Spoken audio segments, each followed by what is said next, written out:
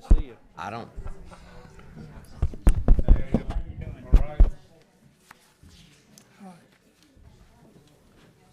Everybody ready over here? Miss Stephanie, you ready too? I am, yes, sir. All righty.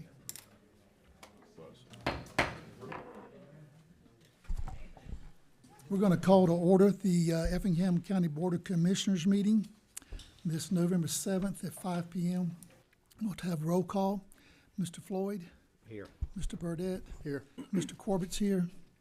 Mr. Deloach? Here. Mr. Loper? Here. Mr. Kiefer? Here.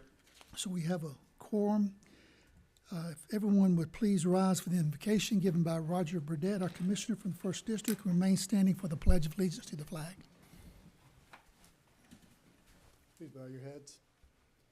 Heavenly Father, come to you today with just a grateful attitude. We're glad to be here. We're glad to live in a county that we live in. It's nice, full of nice people.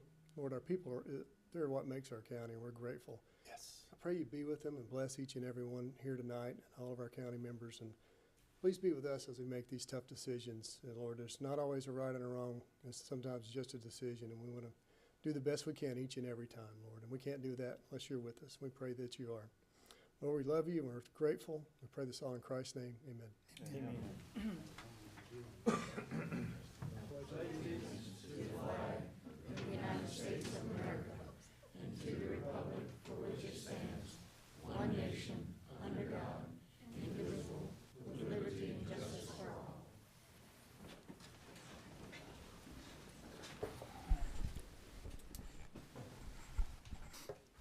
First of all, let me apologize for my voice tonight. If you're trying to hear something that you're interested in, I'm back because I've got a cough for the last 12 days, and so my voice is kind of going. Just say, hey, you want, I'll speak up or I'll lean into the microphone, okay? Next, we have our agenda approval. Consideration of a resolution to approve the agenda. Is there any changes or corrections to the agenda? Yes, Mr. Chairman, board members, and those in participation. We do have a number of changes under our unfinished business. That Okay. is items number 1 through 7. I'm sorry, 8. 1 through 8 of unfinished business. These include items for MRD Partners LLC, Nolan Andrews as agent for Ronald B. Roberts and Barry Chinkin to rezone 18.5 acres located on McCall Road. All items pertaining to this rezoning are being postponed to December 5th. Additionally, items related to KFJT Enterprises LLC as agent for estate of Ernest Otgen. This property is located on Otgen Road. These items are being postponed to December 5th as well. So these items are being Item number 6 then, right? 7 and 8. 6, One. 7, and 8? 6, 7, and 8. All right. 1 through 5 for MRD Partners. 6, 7, and 8 for KFJT Enterprises. Okay. So 1 through 8 are being postponed to December 5th. That's correct, sir. Mr. Chairman, I'll make a motion to approve the agenda with the noted changes. Second. We have a motion by Mr. Deloach, second by Mr. Loper. All in favor for the noted changes to our agenda, say yea. Aye. Aye. Aye. All opposed, no. Hearing no no's, it passes unanimously. We have our agenda. Next item is our minutes. Consideration to approve the October 17, 2023 work session regular meeting minutes. Are there any corrections or additions or a motion to approve as presented? I'll make a motion to approve the minutes as presented. Second. Motion by Mr. Deloach, second by Mr. Burdette to approve as presented. All in favor say aye. Aye. Any opposed, no. Hearing no no's, it passes unanimously.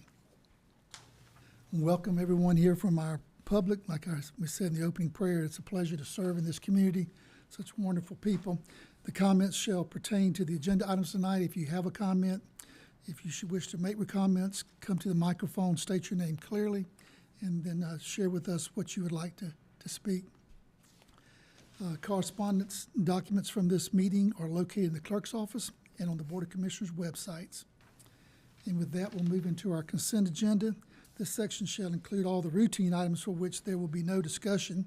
Should a need arise for debate, the items can be moved to the appropriate area of the agenda by a commissioner.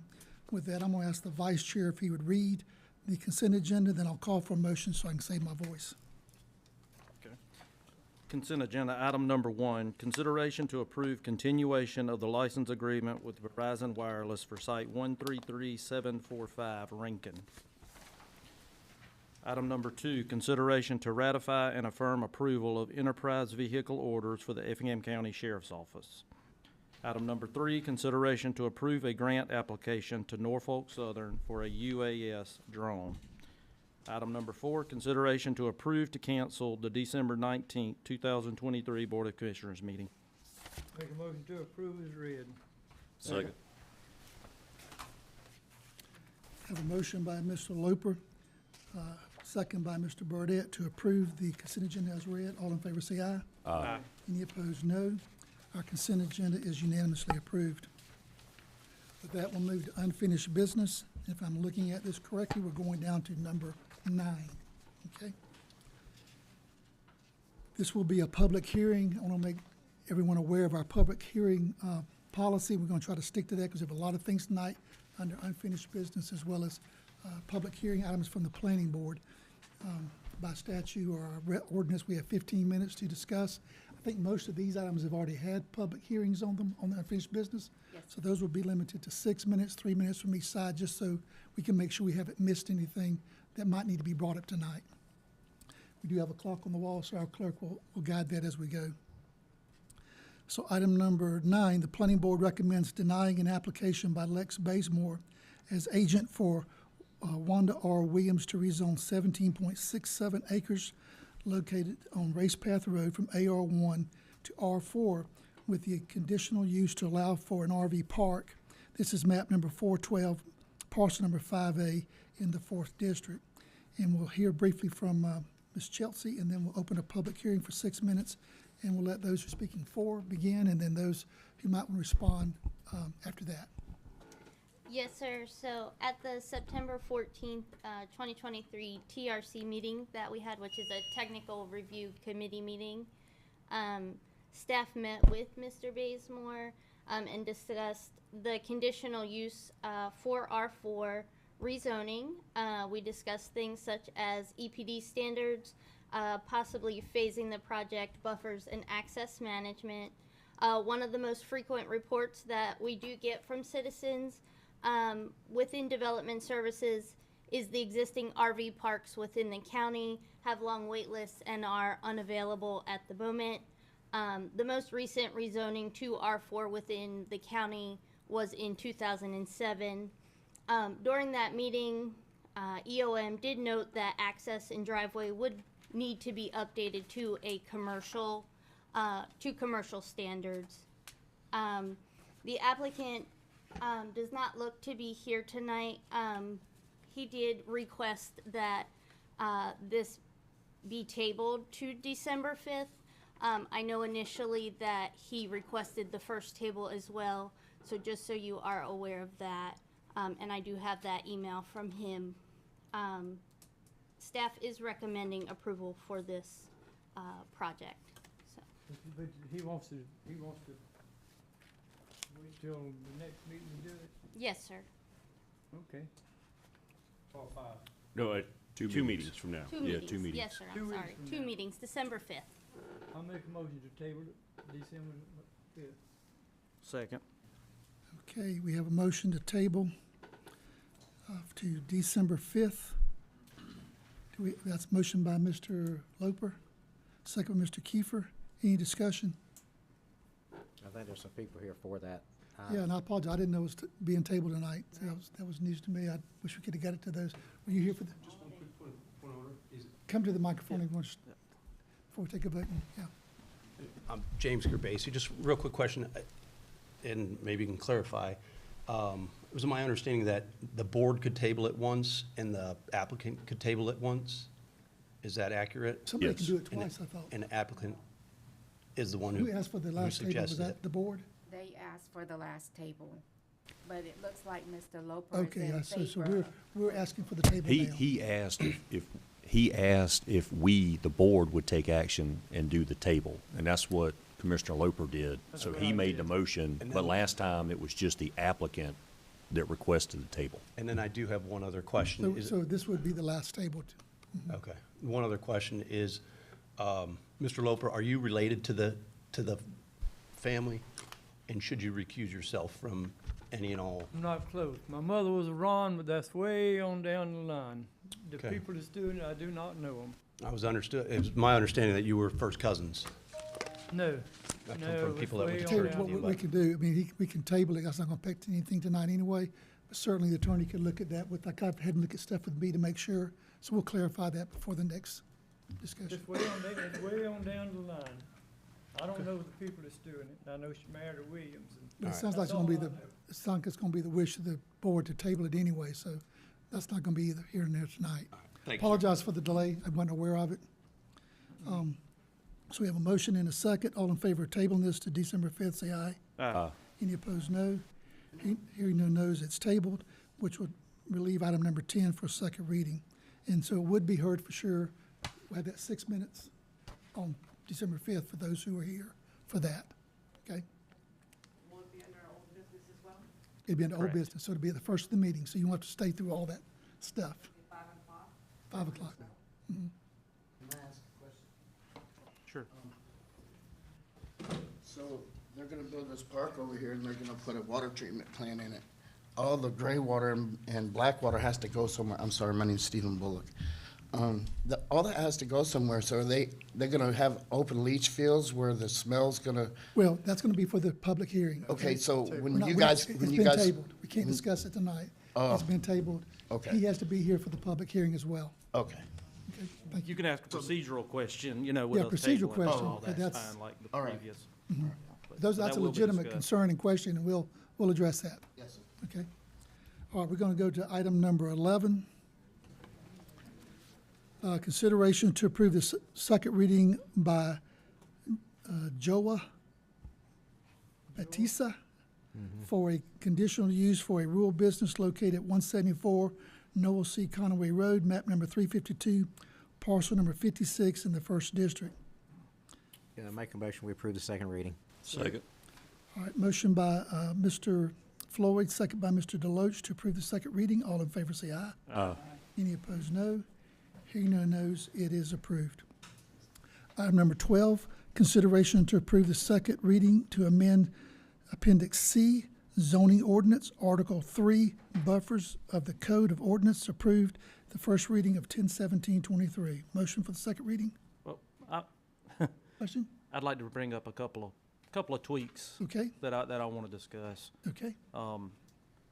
And actually, Steve, I emailed Steve with some questions, and I'll let you kind of hit on them and Very good, go ahead. bring them up to the board. So Commissioner Kiefer talked about the berm slope of the 4-to-1 that we kind of agreed to last time.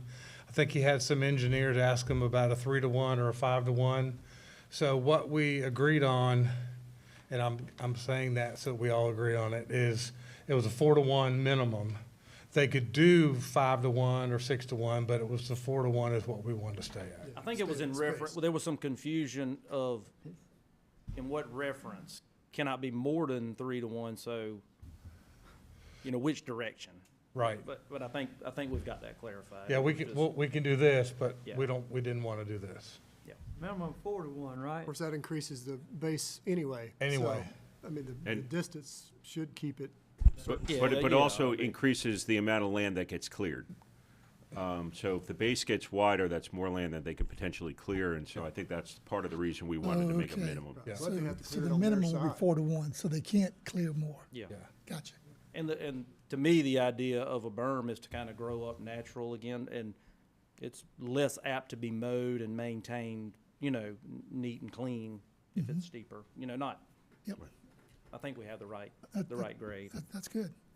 And the second question that he had was, so adjacent properties, remember that chart we had, that current zoning and future zoning? On the I-1 to I-1, it was 25 feet, I think is what the required buffer was. So in our inspections, even in residential where the 25 feet, even in existing buffers,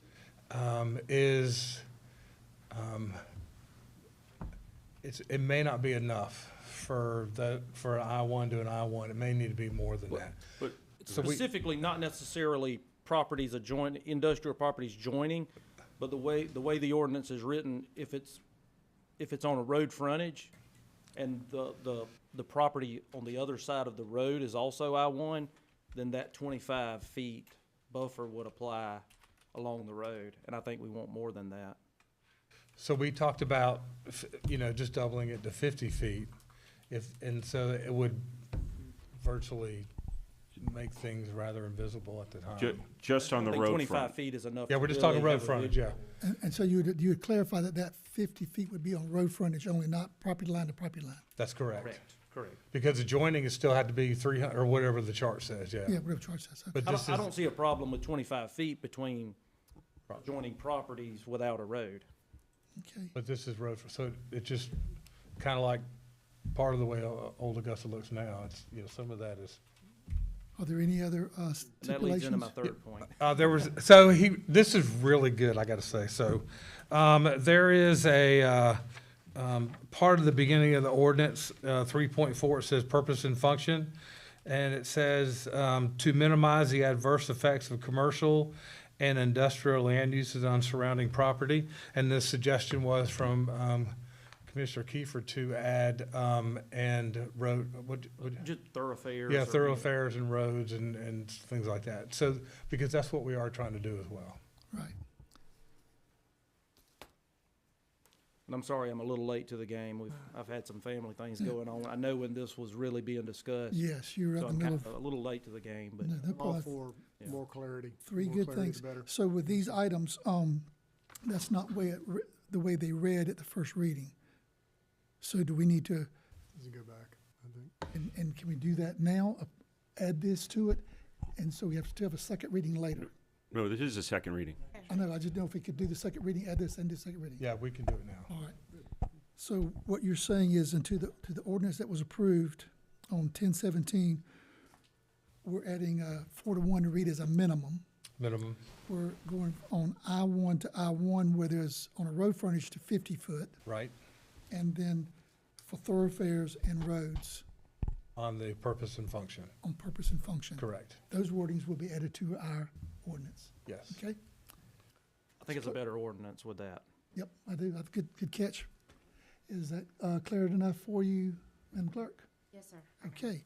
So do we have a motion to approve the second reading with those three amendments? Make a motion corrections? to approve the second reading. Second. Motion by, With those amendments, I'm sorry. With To those amend my amendments? motion. by Mr. Kiefer, second by Mr. Loper. All in favor say aye. Aye. Any opposed, no. Hearing no nos, it passes unanimously. Thank you. Thank you. Item number 13, consideration to approve the second reading to amend the Code of Ordinances, Appendix C, zoning ordinance, Article 5, uses permitted in districts, Section 5-1, AR1 Agricultural District. First reading was approved 10/17/23. Any discussion or motion to approve the second reading? Make a motion to approve the second reading. Second. Motion by Mr. Burdette, second by Mr. Floyd. To approve the second reading, all in favor say aye. Aye. Any opposed, no. Hearing no nos, it passes unanimously. Item number 14, consideration to approve the second reading of an ordinance for Chapter 14, Buildings and Building Regulations, Article number 8, Unfit Buildings and Property of the Effingham County Code of Ordinances. First reading was approved on October 17th. Any discussion or a motion to approve the second reading? Make a motion to approve the second reading. Second. Motion by Mr. Burdette, second by Mr. Deloach to approve the second reading. All in favor say aye. Aye. Any opposed, no. Hearing no nos, it passes unanimously. Item number 15, consideration to approve the second reading of a speed ordinance to reduce the speed limit on a section of Stillwell Road. The first reading was on 10/17/23. Motion to approve the second reading. Make a motion to approve. Second. Motion by Mr. Loper, second by Mr. Burdette to approve the second reading. All in favor say aye. Aye. Any opposed, no. Hearing no nos, it passes unanimously. That'll move us to our new business.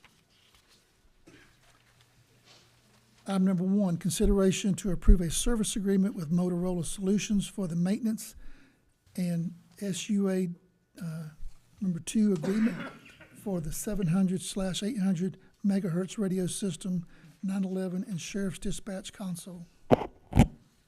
Chris Reed, Effingham County IT Director. Our public safety radio system is again up for renewal on our service agreement and also our, the system upgrade agreement. Normally this is done, the SUA is normally done every 2 years, and the annual service agreement's done every year. This time we looked at combining both of those together to sync the dates up to make it clear for you, for us. So we've brought it, and we've got 3 options. We can approve the combined agreement, approve agreements individually, or not approve them at all. But the cost savings on the first year is over $11,000 just within the first year of combining the agreements. So makes it a little bit That's easier. good. Is there any that way. discussion for the board, or you got a motion for alternative 1, which is Make a motion to approve order number 1. Second. motion by Mr. Loper, second by Mr. Deloach to approve alternative 1. All in favor say aye. Aye. Any opposed, no. Hearing no nos, it passes unanimously. Thank you. Thank you. Item number 2, consideration to approve payment to GDOT for project 0020095. This is SR 30 Culloch County Roundabout. Yes, sir. Good evening, Allison Bruton. So GDOT did submit a letter to the county because this project is locally funded, which we do have an agreement in place with Greenland developers. Because this is locally funded, we're required to follow the large encroachment permit process. So they're requiring a payment of $30,000 for PE oversight, which is $15,000 for each fiscal year the project will be active. The staff recommends alternative 1. Any discussion or motion for alternative 1? Make a motion to approve alternative 1. Second. Motion by Mr. Burdette, second by Mr. Floyd for alternative 1. All in favor say aye. Aye. Any opposed, no. Hearing no nos, it passes unanimously. Item number 3, consideration to approve a proposal from Pond for the design services of the Goshen Road widening project. Yes, sir. So Pond did recently complete the traffic analysis and conceptual design to evaluate Goshen Road. Based on that analysis, staff did request a proposal from Pond for the full design. Their proposal outlines 5 tasks with the contingency included, and that breakdown is in your staff report. This was reviewed by staff along with Thomas and Hutton personnel, and staff recommends alternative 1. Any discussion? Make a motion to approve alternative 1. Second. Motion by Mr. Burdette, second by Mr. Deloach to approve alternative 1. All in favor say aye. Aye. Any opposed, no. Hearing no nos, it passes unanimously. Item number 4, consideration to approve a proposal from Pond for the Phase 2 design of the Clarence E. Morgan Complex. Yes, sir. So we did send an RFP to the IDC listing. We did receive 2 proposals, one from Pond and one from CHA Consulting. And this was for the CEM Phase 2 design based on information that was contained in the Parks and Rec Master Plan. Staff did review both proposals along with Thomas and Hutton staff again, and staff recommends approval to Pond, or alternative 1. Discussion or motion for alternative 1? I'll make a motion to approve alternative 1. Second. Motion by Mr. Deloach, second by Mr. Kiefer for alternative 1. All in favor say aye. Aye. Any opposed, no. Hearing no nos, it passes unanimously. Item number 5, approval of GDOT funding request for project 0006700. That's the Effingham Parkway. Yes, sir. So we did receive this request from GDOT for Effingham Parkway. There was a pay item that was left out of the planned and contract quantities for the construction, and that falls under the county's responsibility. So staff recommends alternative 1. Make a motion to approve order number 1. Second. Motion by Mr. Loper, second Mr. Deloach for alternative one. All in favor say aye. Aye. Any opposed, no. Hearing no nos, it passes unanimously. Item number 6, consideration to approve a change order with Legacy Water Group for the Loop B construction project. Yes, sir. So this change order is for the Blue Jay Road Water and Reuse Line Extension Project, which is partially grant funded. There have been 2 change order requests made, both of which were included in your packet. These requests have been reviewed and approved by Hussey, Gay and Bell, as well as Thomas and Hutton personnel. And staff does recommend alternative 1. And I do have more of a narrative explaining both change orders if you do want that. Well, But the largest one is actually running the infrastructure under Midland and Blue Jay. I guess they're gonna bore that under there. That's what it looked like. That was about 190,000. yes, sir. So the explanation was that was proposed due to conflicting traffic circle that's intended for that intersection. And they were instructed by EOM to relocate the reuse main out from beneath the traffic circle. I'll make a motion to approve. Second. Motion by Mr. Deloach, second by Mr. Burdette to approve. Alternative 1, all in favor say aye. Aye. Any opposed, no. Hearing no nos, it passes unanimously.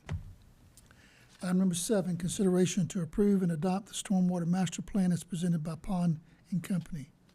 Yes, sir. So the stormwater master plan was presented at the last work session on October 17th. The master plan is now complete and ready for your approval. Any discussion or motion to approve alternative 1? Make a motion to approve alternative 1. Second. Motion by Mr. Burdette, second by Mr. Deloach to approve alternative 1. All in favor say aye. Aye. Any opposed, no. Hearing no nos, it passes unanimously. Thank you. Thank you. Item number 8, consideration to acknowledge petition for annexation as submitted by the City of Rankin for property located at Highway 21 South, Lewis Drive, map number 465, parcel number 1A, 3A in the 5th District. Yes, Mr. Chairman and board members, you are looking at a map which depicts the property in question. This map was created from our GIS office. You can see that there is contiguity across the street from this parcel. However, I did want to make mention that these parcels are located within an existing subdivision, Goshen Terrace. And none of the other properties on that side of the road are annexed into the city currently. Yeah, I don't think that's a conflict with annexation though, is it? I'm sorry? There's a covenant of some type, I would think, or if it's, well, I don't know. Lou, I don't believe- I Lee, can't over this- imagine that state law contemplates, you know, I don't disagree, but I don't know that we can dispute on those grounds. I think if it's contiguous, I don't know we have a whole lot of options. Mr. Lee, you want to speak to that if you could? Are there any reasons to object as long as it's contiguous and approved by the property owners? Yeah, right. I don't think there's a reason to object to it, because Chimney Road there divides it, but it's clear that it's adjacent to the other parcels. Okay. Just do want to point out the packet does read City of Springfield instead of the City of Rankin at the top. They want to make that clear. Mine says City of Rankin. I missed maybe an old one in the packet, On staff report. staff report packet. Oh, The one staff that report, yeah, the one that gotcha. came out, yeah. But we did read it as City of Rankin for our constituents, so Yes, it's sir. on the record. And again, this isn't approving an annexation, this is It's just simply acknowledging that the acknowledging. city That's is within its right to annex with the Right. property owner. So there's not, I always say that, but it's That's an important correct. point to me. Yes. All right, we have a motion to approve. I make a motion to approve as presented. Second. Motion by Mr. Kiefer, second by Mr. Deloach to approve annexation as presented. All in favor say aye. Aye. Any opposed, no. Hearing no nos, it passes unanimously. Item number 9, consideration to approve the first reading to amend Part 2, Official Code, Chapter 10, Article 4, Animal Care. This is 10-112, keeping afoul of Effingham County Code of Ordinances, keeping afoul. Ms. Chelsea? Hi, sorry, it's gonna be Steve. So this amendment to the ordinance is just about the number of permitted fowl, and we're talking just chickens, no roosters, no guineas, nothing like that. And this is, the amendment to the R1 is actually what code enforcement is enforcing now. So we allow 0 to 4 chickens in an R1 and kind of have for a little while. So we're amending the ordinance to do that. But also know that some R1s may not be able to adhere to the ordinance because we do require the nesting area or the coop for the fowl to still be 150 feet away from some other properties. And so unless they're kept, inside in a garage or something like that, it could be difficult for some with, less than half an acre to meet that 150 From feet. the dwelling or from the property line?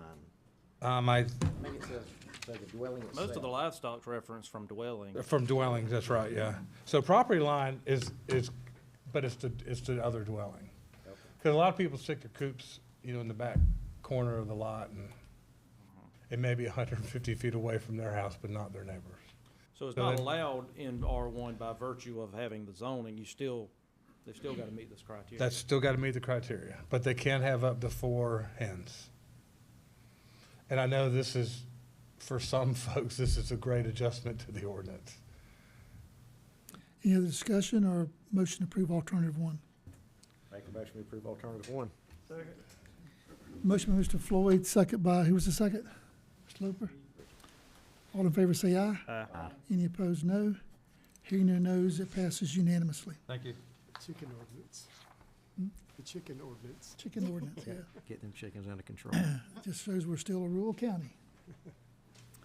Item number 10, consideration to approve the first reading of an ordinance for Part 2, Official Code, Chapter 42, Section 42.7, firearms of the Effingham County Code of Ordinances. So, Mr. Chair, can we table this? We did not meet the advertising requirements for this ordinance. So can we do it at the, December 5th? yes, please.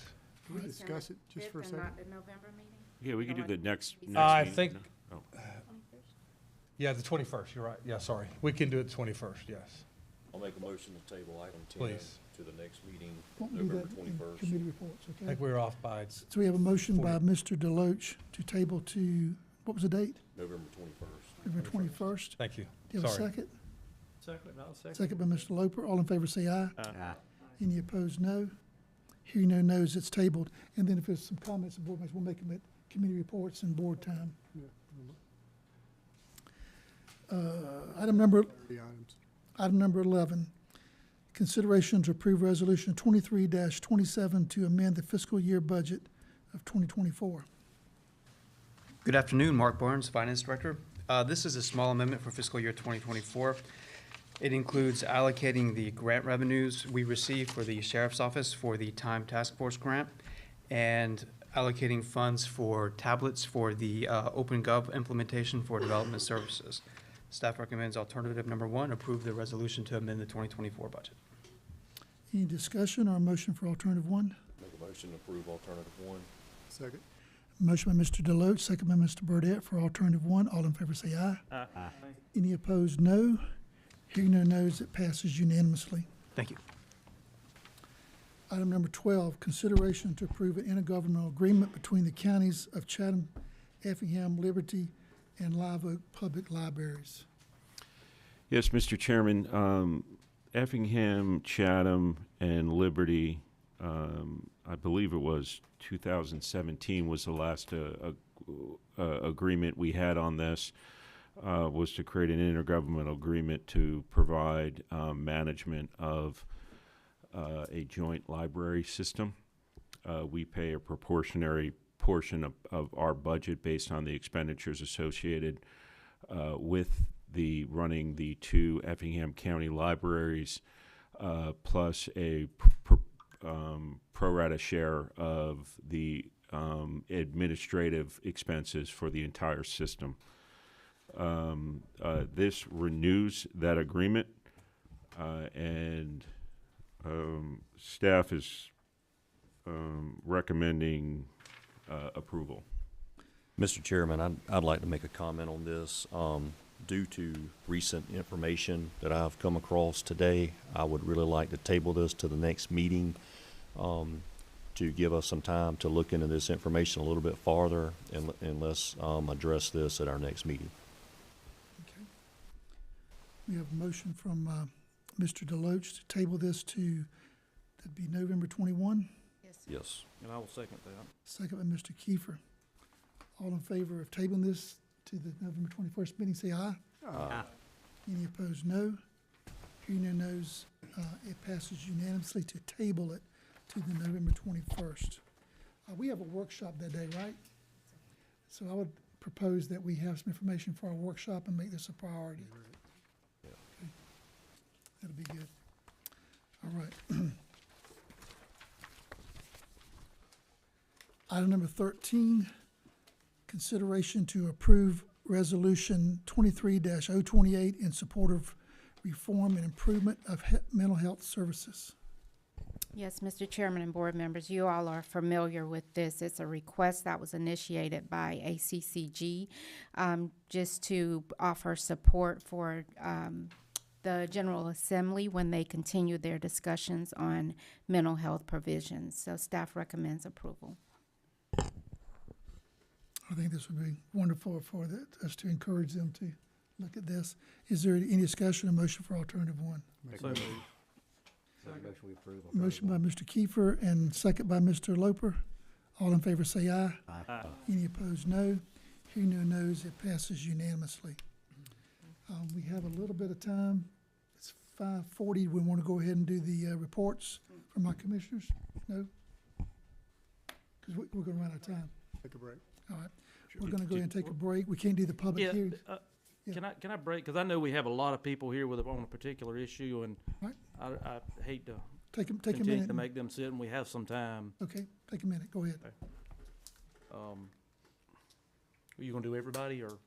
No, we just, I know you want to make sure that Yeah, we communicate on what's happening with DRT. yeah, we obviously, most people, if you've been following DRT, it's an enormous issue. I do want to turn it over to Tim and kind of let him summarize where we're at as a Board of Commissioners. I could sit up here all night and tell you where I am personally, but I'm going to let him Yeah, speak. are you here tonight Yeah. to maybe talk about or hear about what's happening with the odors from that area? Okay, great. Glad you brought it up. Tim, why don't Yeah, you and share so, I with mean, them- I can give you the, periodically since the plant's opening, we would get, some random complaints about periods of time with, where the odor became more pungent. However, I think this situation is much different, and we believe the issue started at the end of September when we got reports of what sounded like an explosion, although when fire department responded, there was, no admittance of any sort of explosion. We were informed that a gasket blew at the plant. The plant distills turpentine, and so following that date, we started to get more reports of a more pungent scent. It's a sulfide-based scent, so in most cases it'll smell like rotten eggs, but in this case it was almost like a painful, from the way it was described, type scent. And so we would get, we made some reports to EPD on it. We were told that the plant was running as normal, but it continues. And then it was about last weekend or the weekend before, it just got really, really bad. So the county decided to take some additional steps, and I want to just go over how, kind of who leads the investigation and who has jurisdiction. And so there was not a lot of communication going out there to the public on this. So we felt it necessary to start coordinating that process. Last week, we initiated a call with multiple parties, with EPD, with EPA. EPD is jurisdiction leading the environmental investigation. EPA is assisting the Department of Public Health, the City of Springfield, whose the plant is located. So code-wise and jurisdictionally, they're within their within their boundaries. The county had 2 representatives from the Board of Commission. We had emergency management, myself, State Representative Bill Hitchens was on the call, the IDA, as well as representatives from DRT Americas, including the plant manager. I started the call by letting them know that I think we need to do a much better job in not just informing the public as to what's going on, but also informing what happened, but also informing the public as to what steps are being taken and when they can expect relief. And so this was followed up by a phone call on Friday as well, and where EPD assured us they would be issuing a press release on Friday. They did. Wasn't much of a press release, about a paragraph. They issued a more extensive one on Monday, but DRT is not admitting that they are the source of the odor. So even though it would be somewhat obvious to most of us, but that's part of the investigation. I know they've done multiple air samples. They got multiple complaints over the weekend, so EPD was actually out there over the weekend as well. So they did air sampling. They did testing of the spill bed, which contained the material that spilled when the gasket blew. They did testing of Ebenezer Creek. Those test results are not in yet. And so Effingham County is going to continue to take the role of coordinating communication and making sure more information gets out there.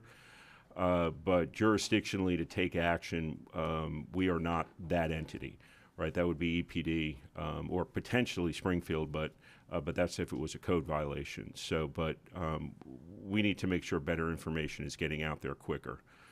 And so as the test results come in, if EPD doesn't release them, we will release them, and then we'll move forward. We're hoping to have another follow-up phone call this week to find out where we are.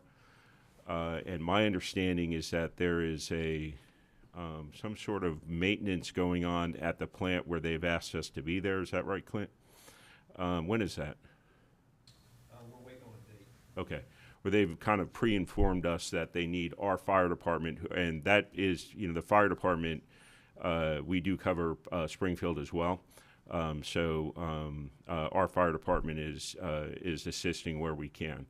But I think it's important for folks to know, that even though communications has not been going out there as quickly as we want, action has been taken since really day one on it.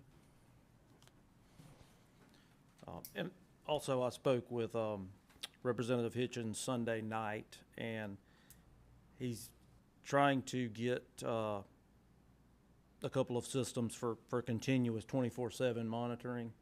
I think part of the problem with those is they're not, I guess, an in-depth study, an in-depth analysis of an actual sample. But he's working on that from the EPD side. But I have to tell you, I live 3/4 of a mile. It's bad. Whenever you smell it, it's bad. Yeah, I think the two takeaways, although it's not in our jurisdiction, we're going to do what we can to facilitate communication and correction, because we have nuisance ordinances, I'm sure they have them as well. Correct, right. And so there may be some action we can take if we can extrapolate the information through the testing, and I've already talked to Tim about as well, whatever funding the county can help provide, the city or whoever, to make sure we can And I will say, bring from, then we could possibly take some action or assist Springfield in that action. And can we, or maybe with the city of Springfield, I'd like to see whether it's the county or the city of Springfield do our own testing. You know, back how, you know, when we were dealing with the ash roads, we did our testing. I know we compared our test results. We were transparent. We shared them with the Savannah River Keepers. But kind of like right here, we can control when we do the testing. Right. And I'm just not convinced on their testing times.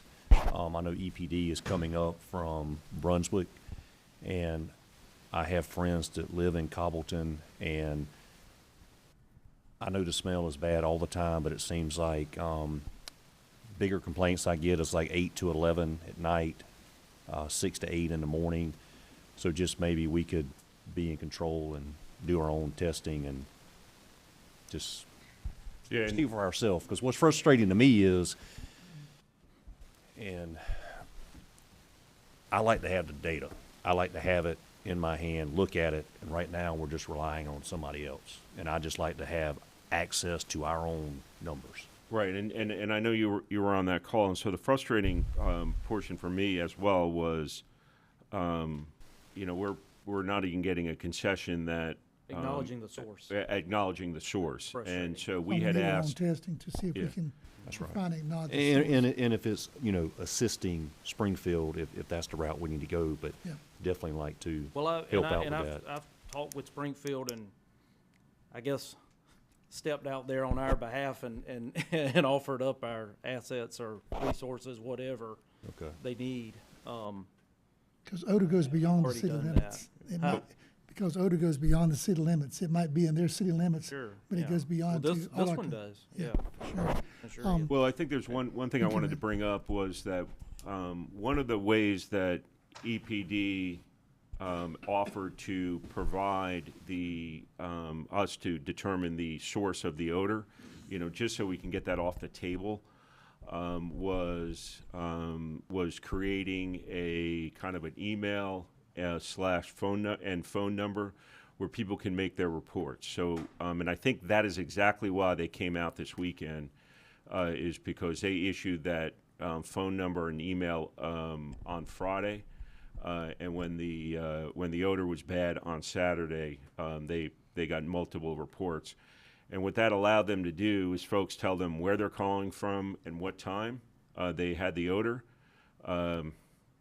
They can then look at what the prevailing winds are, and then just really determine the Yeah, source. that would really help Because to the have the issue exact is time the odor was detected, and, because they have all the wind documentation, yeah. that's right. So it can knock out sources, right? And so one of the sources that they say when we said, well, who else could it be, right? That was the question that came up on the phone call. I'm like, who else emits sulfites into the air? And they said, well, you know, there's the Georgia Pacific plant and, you know, there's a wastewater treatment plant. Well, if the wind is going the other direction, and the odor is being smelt by the residents, let's say on Ebenezer or Cobblestone, it can knock out Georgia Pacific very easily. Yep. And so, and that's why, you know, it really is important for folks to communicate with EPD, because while I'm convinced of what the source is, they're not. And so the more communication we get with them, the better. So that's And it's posted on our, frustrating. that's posted on our website where they can go to it? and- Yes. Yeah, a lot of us in the neighborhood, because I've done it myself, looked at the wind and the odors and I'm doing what somebody trained to do that should be easily doing. You know, that's what it's just frustrating. All right, hope that helps with those who are here tonight. May I comment? My name is Heather Stafford, and I actually live in Cobbleton. I've only lived in the area since 2021. I lived in the Atlanta area prior to this. I've been near been near many wastewater treatment plants, and the fact that DRT keeps trying to blame it on that is absurd, for one. John Myers, or Mayor, whatever his name is, has completely stopped answering my emails. Every time we call DRT directly to their control room, we're told they're shut down. They're not shut down. We can see the smoke billowing out of every single tower they have over there. Recently, one of our neighbors went over there to get footage of the fact that smoke is coming out of there and was run off of the property, told that it's private property. Conveniently, days later, they now have property, signs that say private property. They now have fences. They now have all of this stuff.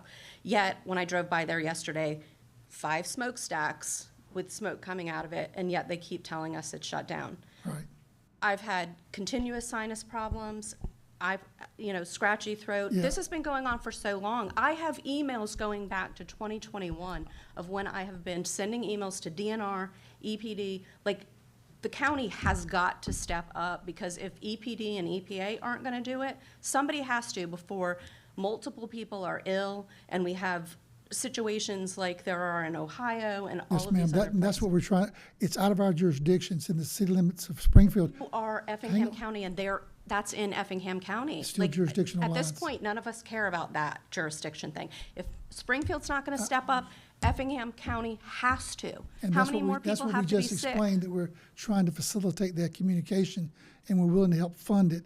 But you have to understand, we have no authority to go out there and do anything to them. Somebody has to have the authority. And if It's at the EPA or state EPD level. isn't gonna do it, we're gonna be calling day in and day out until this And that's what you gets need to do. solved. That's I what mean, you need to do. They keep telling us the wind's blowing this way, they're shut down. Like, it's Okay. lie after lie after lie. Call your representatives, call Buddy Carter, call the state, because that's the jurisdiction over the EPD and all. I mean, I wish we could go out there and say, we're gonna shut you down because we Well, we're smell it. willing to put an air monitoring system on the HOA property. Mm-hmm. So bring it on, set it up, We're- let's do it. Like, sooner rather than later, But the because staff 3 can- years is too long. 5 years is too long. And I will say, I mean, I don't know if you were on the call, but the last call they said that they've been operating 24/7. Isn't that?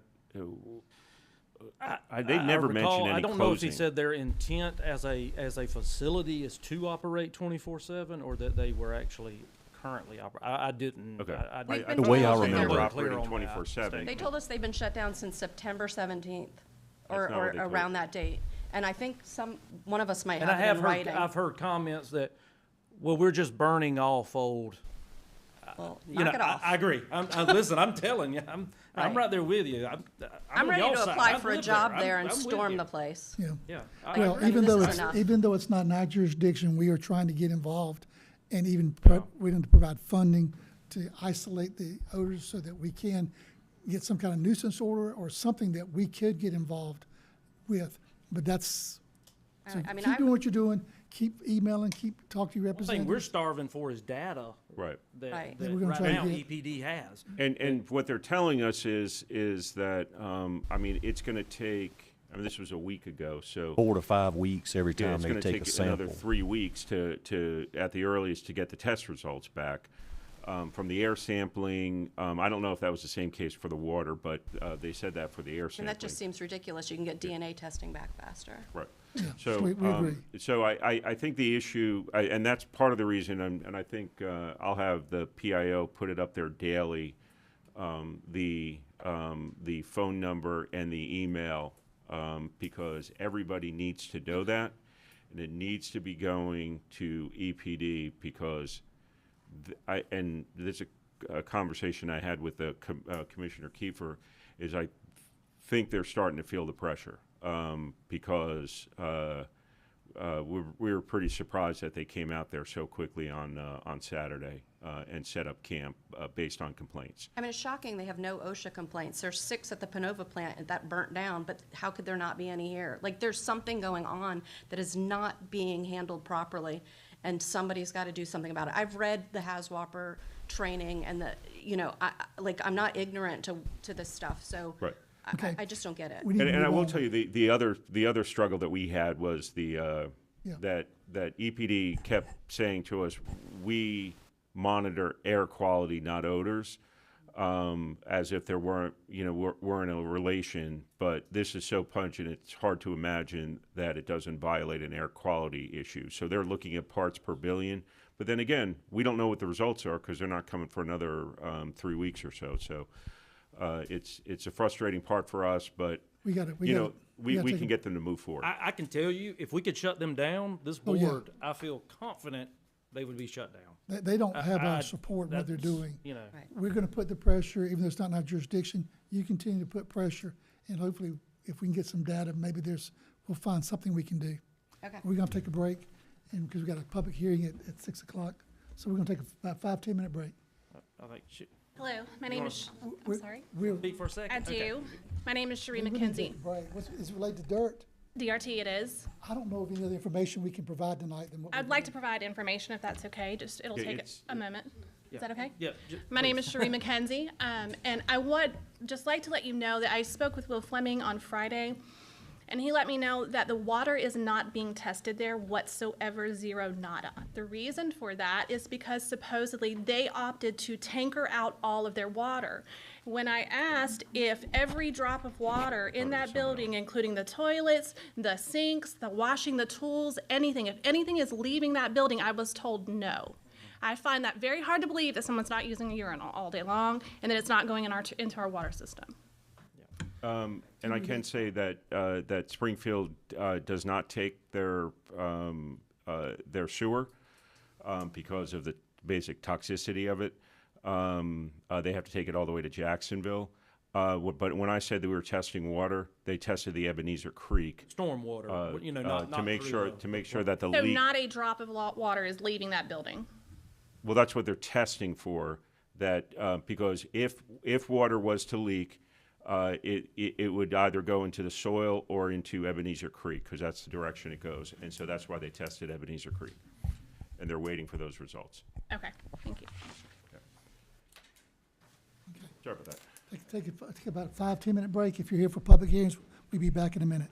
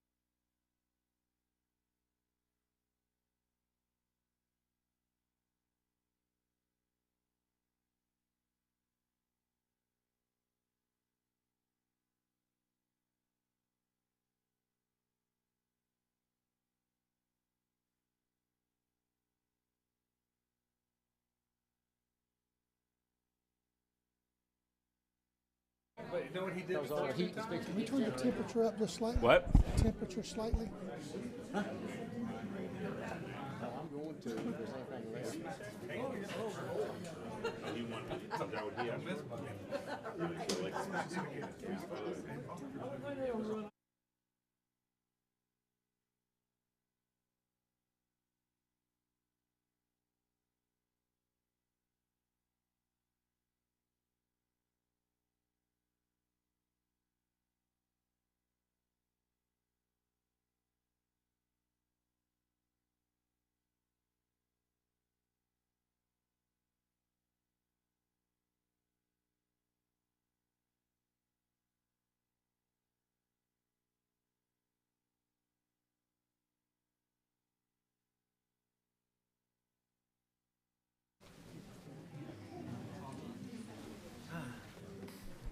Donna Clerk. Yeah. Who is? Oh.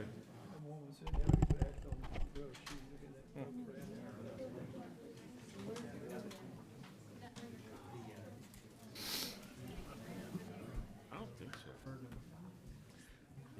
Stephanie, there was nothing on the planning board side that we tabled tonight, right? We'll call you if need you. We're going to go back into our board meeting, and we're going to go down to item number 15 on the agenda. We'll come back to executive session later, and apologize for the delay. The last meeting went over a little bit. Planning board items, the way our planning board works, and according to our ordinance, we have 15 minutes for public hearing, and so most of these won't even take any public hearings at all, but if there, looks like there's a lot of folks tonight, so when we get to that public hearing time and ask for those speaking for, we'll divide that time obviously in half so that everybody gets a chance to speak equal time. And if the advocate doesn't use but 2 minutes, then I'll give more time to those who are opposing something. And then if there's a commissioner from that district that feels like they need another 5 minutes, we'll do that as well. Now, I state that so that you can be sure that it's important during the public hearings that we hear new information. Be careful about being repetitive and using time so we don't get all the good data we need to get from constituents that have concerns about whatever those concerns are. So you may even have a spokesperson that you'd like to speak that can speak for several of your concerns, okay? But that'll help it go quickly and help us to make sure we hear what we need to hear from everyone tonight. So with that, we're going to open our public hearings tonight. Item number 1 in the planning board is the planning board recommends approving an application by Donna Davis, request to rezone 1.72 acres located at 119 Garden Lane from AR1 to AR2 to allow for a recombination of parcel map number 388B, parcel number 18 and 19, the 4th district. Ms. Chelsea? Yes, sir. So the applicant owns 2 of these adjacent parcels that you see right here. They are non-conforming AR1 lots. A recent accessory structure permit was denied because the accessory structure is not on the same parcel as the primary dwelling. And by combining lots, the new parcel will conform to the AR1 or AR2 standards, and the accessory structure will be allowed. Staff is recommending approval. Very good. We'll open the public hearing. Is there any comments for or against this rezoning from AR1 to AR2? Seeing no one coming forward, I'll close that public hearing and entertain a motion or discussion from the board. Make a motion to approve with staff and planning board recommendations. Second.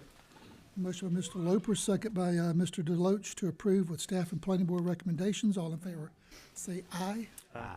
Any opposed, no. Hearing no nos, item number 1 is approved. Item number 2, consideration to approve the second reading of an application by Donna Davis to rezone 1.72 acres located at 119 Garden Lane from AR1 to AR2 to allow for a recombination of parcels. This is map number 388B, parcel number 18 and 19 in the 4th district. Motion to approve the second reading. Make a motion to approve second reading. Second. Motion Mr. Loper, second Mr. Deloach to approve the second reading. All in favor say aye. Aye. Any opposed, no. Hearing no nos, it passes unanimously. Item number 3 under public hearings from the planning board. Planning board recommends approving an application by Anna Habersham Wright, It's a request to rezone 4.96 acres located at 733 Log Landing Road from AR1 to AR2 to allow for the creation of a new home site, map number 28, parcel number 1 in the 4th District. Yes, sir. So the applicant wishes to create a new home site that will be 3 acres, leaving only the 1.96 acre as the already developed lot. Neither lot will meet the 5-acre threshold for AR1, so the entire 4.96 acres will need to be rezoned to AR2. Staff recommends approval. All right, is there anyone, open a public hearing, anyone speaking for or against this rezoning? Seeing no one coming forward, we'll close the public hearing, entertain a motion. Make a motion to approve planning board and staff recommendations. Second. Motion by Mr. Loper, second by Mr. Deloach to approve of planning board and staff recommendations. All in favor say aye. Aye. Any opposed, no. Hearing no nos, it passes unanimously. Item number 4, we have our second reading, consideration to approve the second reading of an application by Anna Habersham Wright to rezone 4.96 acres located at 733 Log Landing Road from AR1 to AR2 to allow for the creation of a home site, map number 428, parcel number 1 in the 4th District. Motion to approve the second reading. Make a motion to approve the second reading. Second. Motion Mr. Loper, second by Mr. Kiefer to approve the second reading. All in favor say aye. Aye. Any opposed, no.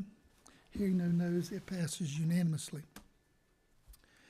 Item number 5, the planning board recommends approving an application by Mariner Group Limited as agent for Robert Fletcher Waldauer and Lynette Waldauer, requesting to rezone plus or minus 44.509 acres located on Blue Jay Road from AR1 to R3 to allow for a multifamily residential development, map number 326, parcel number 17 in the 1st District. Ms. Chelsea? Yes, sir. So the applicant would like to rezone to R3 for multifamily development. This development would include 288 total units with 10 3-story buildings. A building height variance is the next item.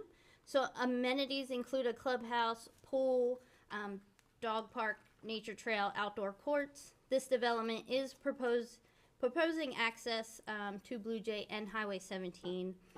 A separation of the 44.509 acres of the project site shall be required, and then, of course, the variance for the building height. Staff is recommending approval. And here is that other site plan as well. All right, we're going to open a public hearing. I believe there's a lot of folks here for this item tonight. Is that correct? Raise your hand if you're here. All right, so we'll do the clock on this, make sure we're fair to everybody, and if you'll do that for 15 minutes. But those who are speaking in favor of this first could come forward and make your presentation.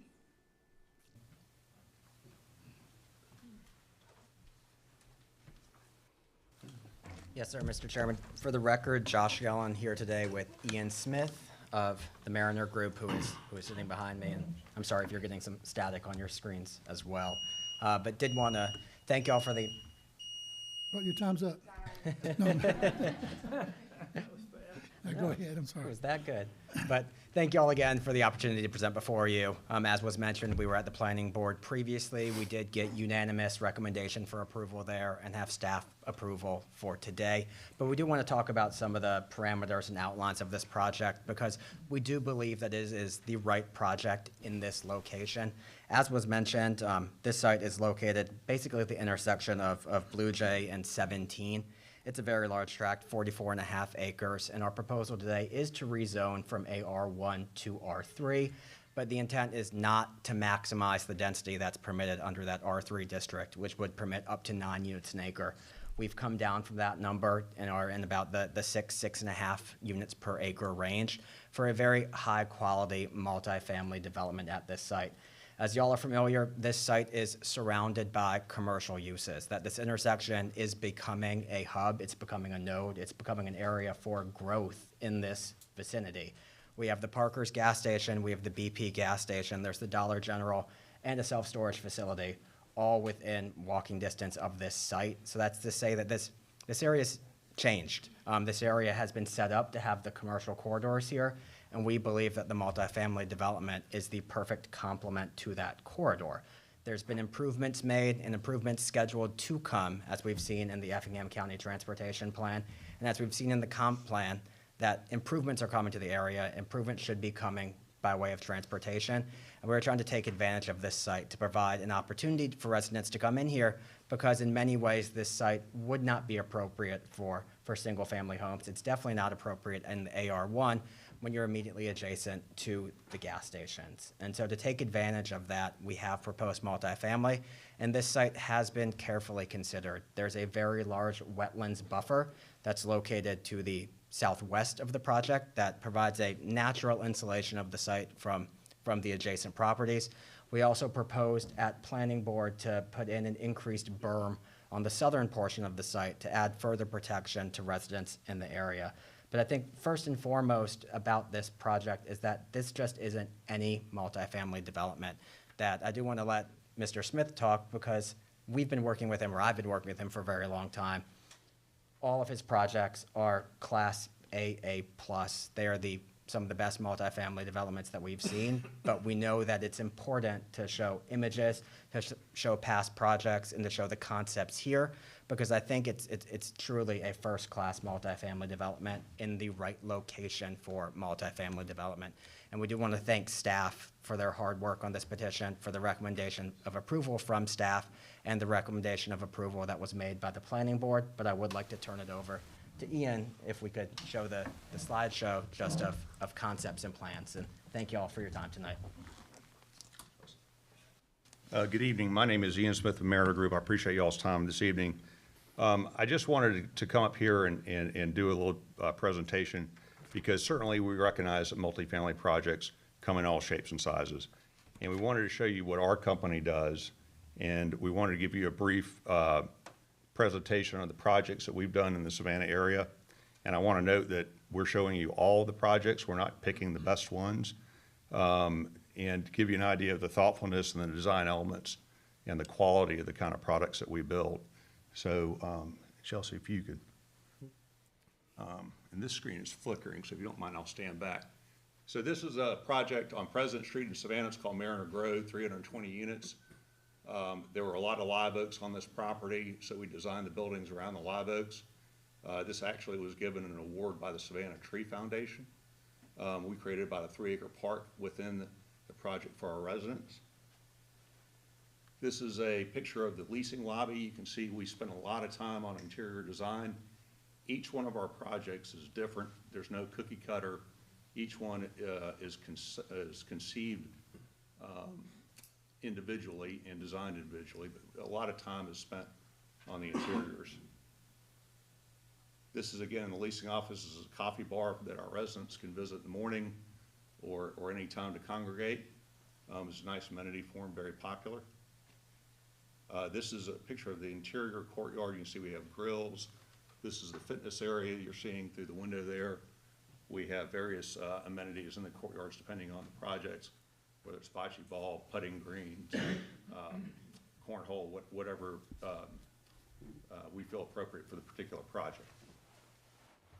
This is the pool at Mariner Grove. It's a resort-style pool, tanning ledge, pool pavilion with televisions for the residents. This is, super popular with everybody. This is the club room for our residents to congregate and have social events and mixers.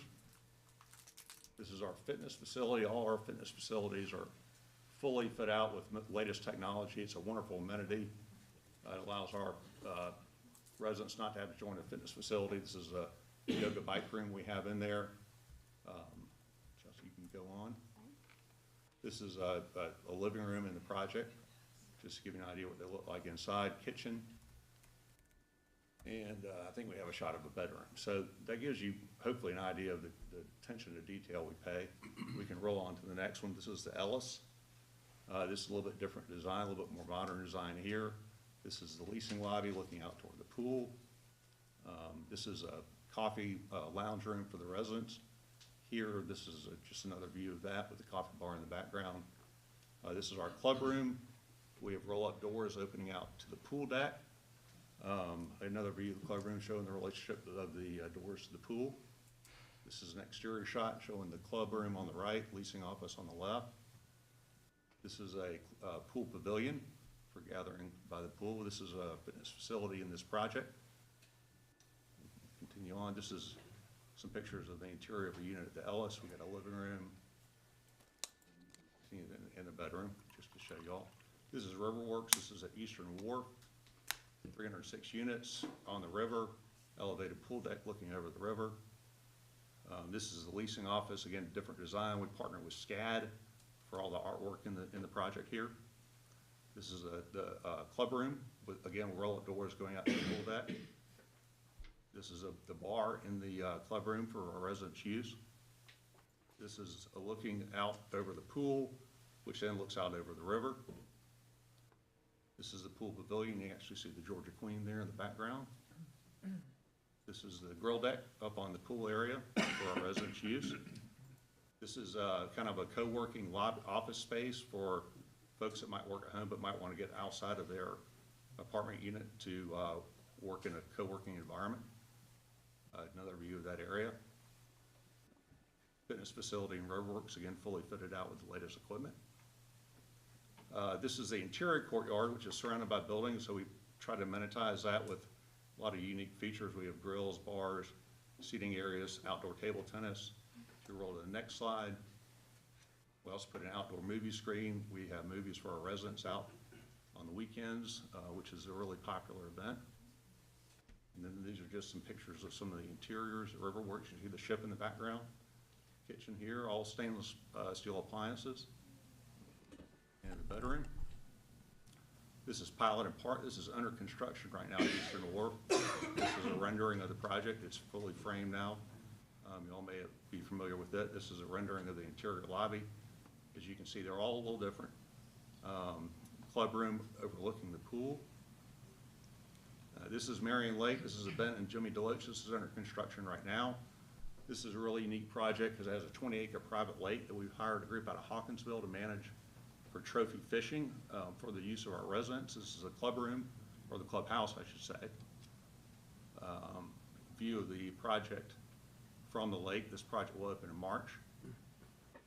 This is Rankin. This was actually before the commission last month. This project is in design. I wanted to point out that we take a lot of care in our design. We always look for inspiration for our projects elsewhere in the world. And if you'll flip to the next. So this is a mood board our architects did, just as for sacred example, the amount of thought. This project was kind of inspired by that top right photo, which is a Scandinavian fishing village. So we kind of took that repetition of gables in different colors and integrated that into our design. If you can flip back, you can kind of see how we did that with this project. And then, Chelsea, if you could flip two more. If you take about another minute, then we need to. Okay, sorry. Site plan's got a lot of green space, courtyards, playground, pool for the residents. Then we can continue on to, this is the Walled Hour track. As Josh was mentioning, all this is floodplain and wetland. So the only contiguous property line we have not protected by floodplain and wetland is right here. The Walled Hour family is going to retain the 10 acres fronting on US 17, and we'll have interests off 17 and Blue Jay. You know, I'd like to hopefully make the case that, you know, our projects are very thoughtful. We spend a lot of time with design. We make each of them unique. We really try to cater to our customer. We're working with the county on the extension of the Blue Jay sewer line. And, you know, obviously we'll be paying substantial tap fees for water and sewer service.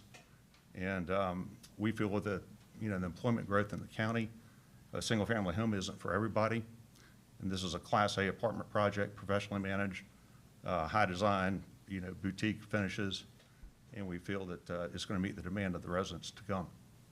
Looks like a beautiful project. Thank you. Appreciate it. Is this a gated, is it gated? Yes, sir. Is there any government subsidized? No, sir. This is all market rate apartments. So the rents here are 1,400 to 2,300. 14 to 23? Yes, sir. Bedrooms, one, two, 10% threes, 35% ones, and the balance twos. So a lot of one bedroom for small? Yes, sir. Individuals? You said the berm. Where would the berms be? The berm would be on that that stretch of, property line which is not buffered by the, floodplain wetland area. What's the closest distance to a residential home approximately? Chelsea, would you know? 50 feet. 50 feet to a house? Across the street, 50 feet away. From the property line? Because we don't have any frontage on Which, 17. where? 4455 Highway 17. And, sorry, if I may just interject there, if you're looking at the map, since I'm on this side, so now I can see that you are looking at it. Our property line runs straight down parallel to where 17 is. All of that is being retained by the current property owner for future plans, and so we don't actually have any frontage on 17 other than the access road. Right here. Right. On Blue Jay, yes. Okay, gotcha. Yes, they All right, have very good. frontage here. Good Two presentation. entrances, Blue Jay and Yes, sir. The main entrance is on Blue Jay, and the alternate egress is on 17.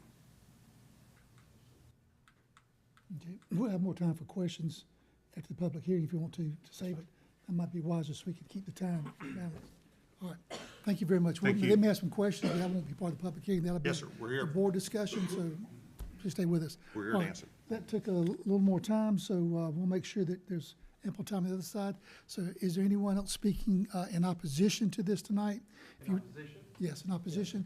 Come and state your name. Remember, they had about 10 minutes. We're going to limit to about 10 minutes, so make sure everybody has a chance to speak I'll be quick. that would like to speak. Good evening, my name's Otto Castillo. I live across the street, 4455 Georgia Highway 17. My fiance, Cassie Michelle Heinley, is the actual owner of the property. This property has been in her family for 121 years. And while he's talking, can you possibly pull that up so we can see where his property is in relation to this? Yes, sir. Okay. says, did you say who's the name on the property? Oh. She's going to pull it up for us. I got it right here too. Will you do it? Yeah. But you can't project yours. No. Yeah. I'll allow. I'm not going to cut you if I'm asking something.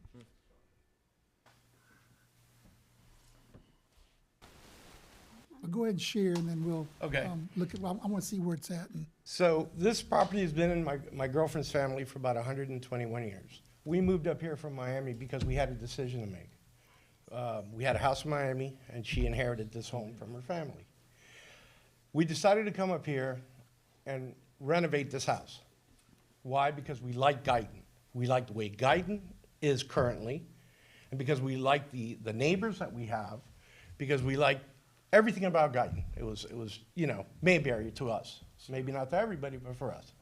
I understand the Mariner Group makes their beautiful homes and everything and all these apartments, but they're actually putting Caesar's Palace in Mayberry. That's what they're doing, right across the street from our house.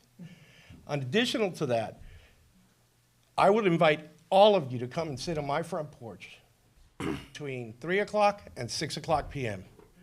and you'll see what traffic looks like there. And then I'll invite you to come over in the morning. I'll even make you breakfast. And you'll see what traffic looks like there. I can't get out of my driveway right now without having to wait. It's horrific. Additional to that, we have 99 acres. Our neighbors also have plenty of acreage. We do hunting on the property. We do agriculture on the property. You're talking about having all these families in these rental units coming over. Where are their kids gonna play? Do you really think they're gonna stay there? They're gonna stay in the pool or in the playground or in the putting green? No, they're gonna go everywhere. And that's gonna become an issue. Traffic's an issue, it's dangerous. I looked at the Department of Transportation. Last year, I couldn't get the data from this year because it's not ready.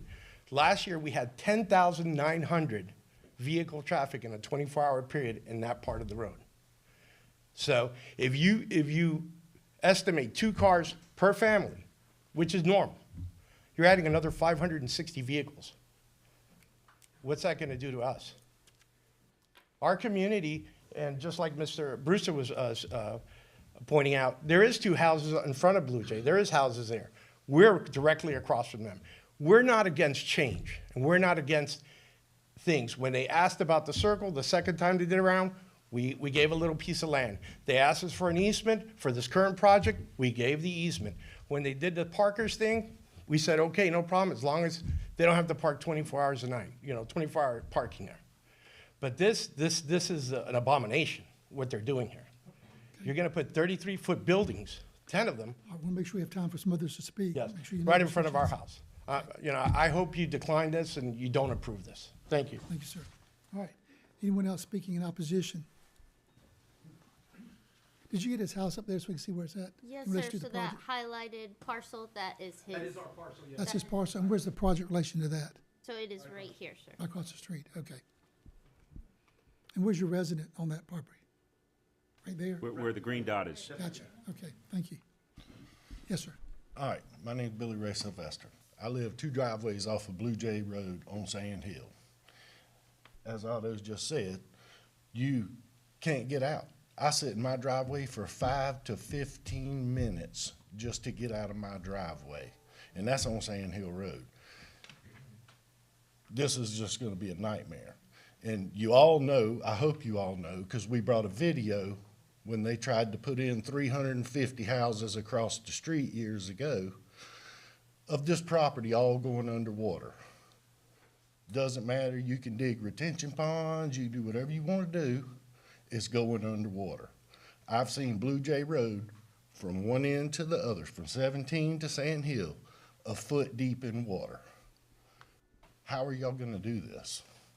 We're not gonna do it. The water is controlled by Georgia Soil and Water, and the construction engineers have to produce information that shows how they're gonna not let the water run off any faster than before they built the project, where it's gonna go. There's a lot of hoops they have to jump through, even if the zoning was approved tonight. That's not the county, that's But it's gonna go underwater. You're approving something that's gonna go not, underwater. if the engineers say we'll go underwater, they won't be able to build it. But it's gotta be an engineering I study. mean, everything from Low Ground Road drains through, that's a Geechee River Canal. Yeah, I understand, It but drains through that's a there. whole nother, the water is a whole nother issue that they have to get through that hoop. Zoning doesn't mean you can build it. It would only mean you could build if they can show that the water will not leave the property any faster after they build it, that they'll retain the water, and it won't contaminate the creeks. They have a lot of hoops they have to jump through. And I understand that, but that's what's leaving the property. That's not the issue. It's what's coming from Low Ground Road that's gonna flood all of it. That's an issue. I mean, if you don't wanna address it, that's fine, whatever's got to happen. We but- address it through the permitting Well, I'm just process. saying, whatever y'all got to do, however it's got to go, I don't know.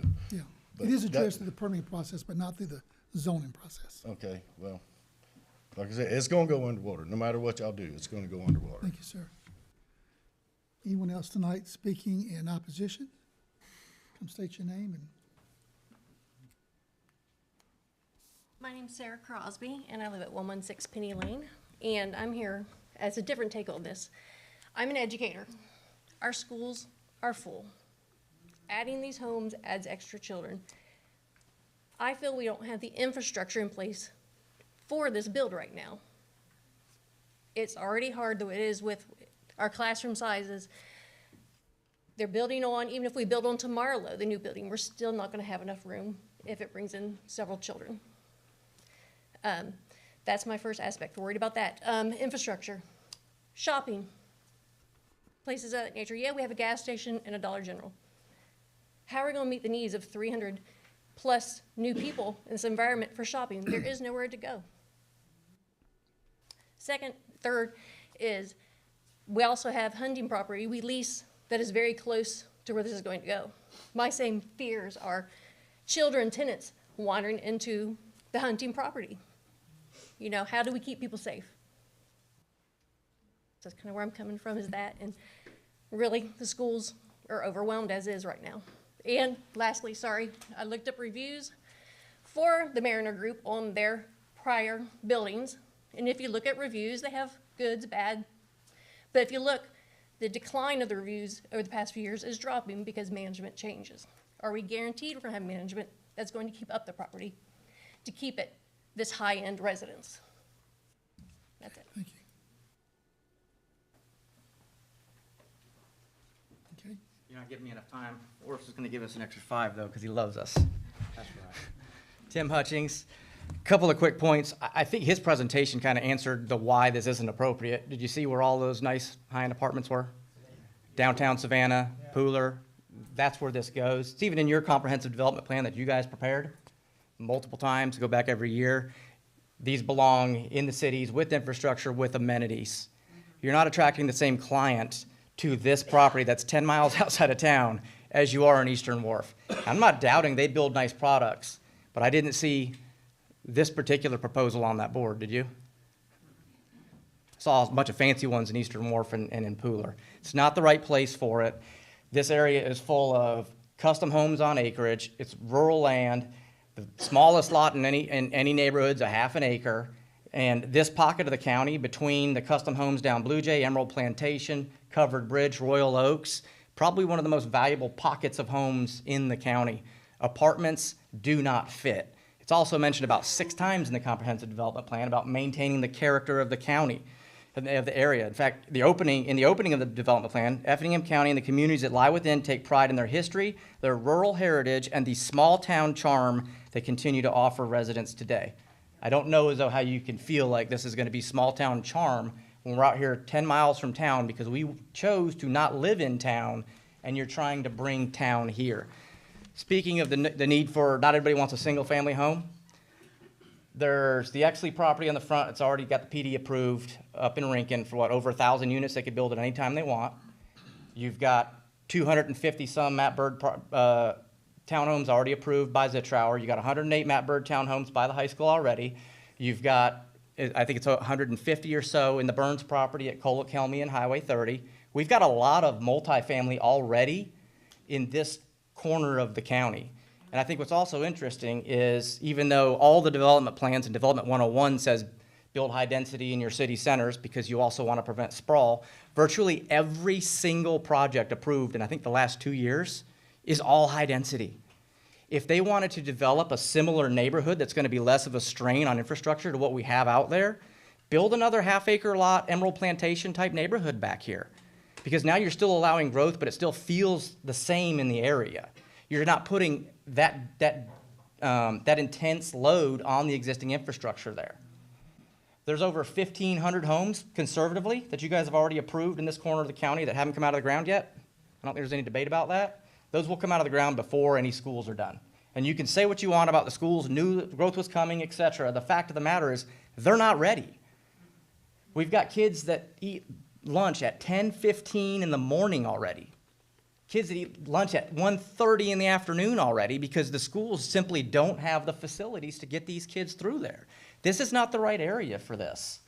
And I found it interesting that he brought up about we're working with you on water and sewer. A comprehensive development plan is supposed to be put together by the citizens of the county. It's supposed to be the will of the citizens.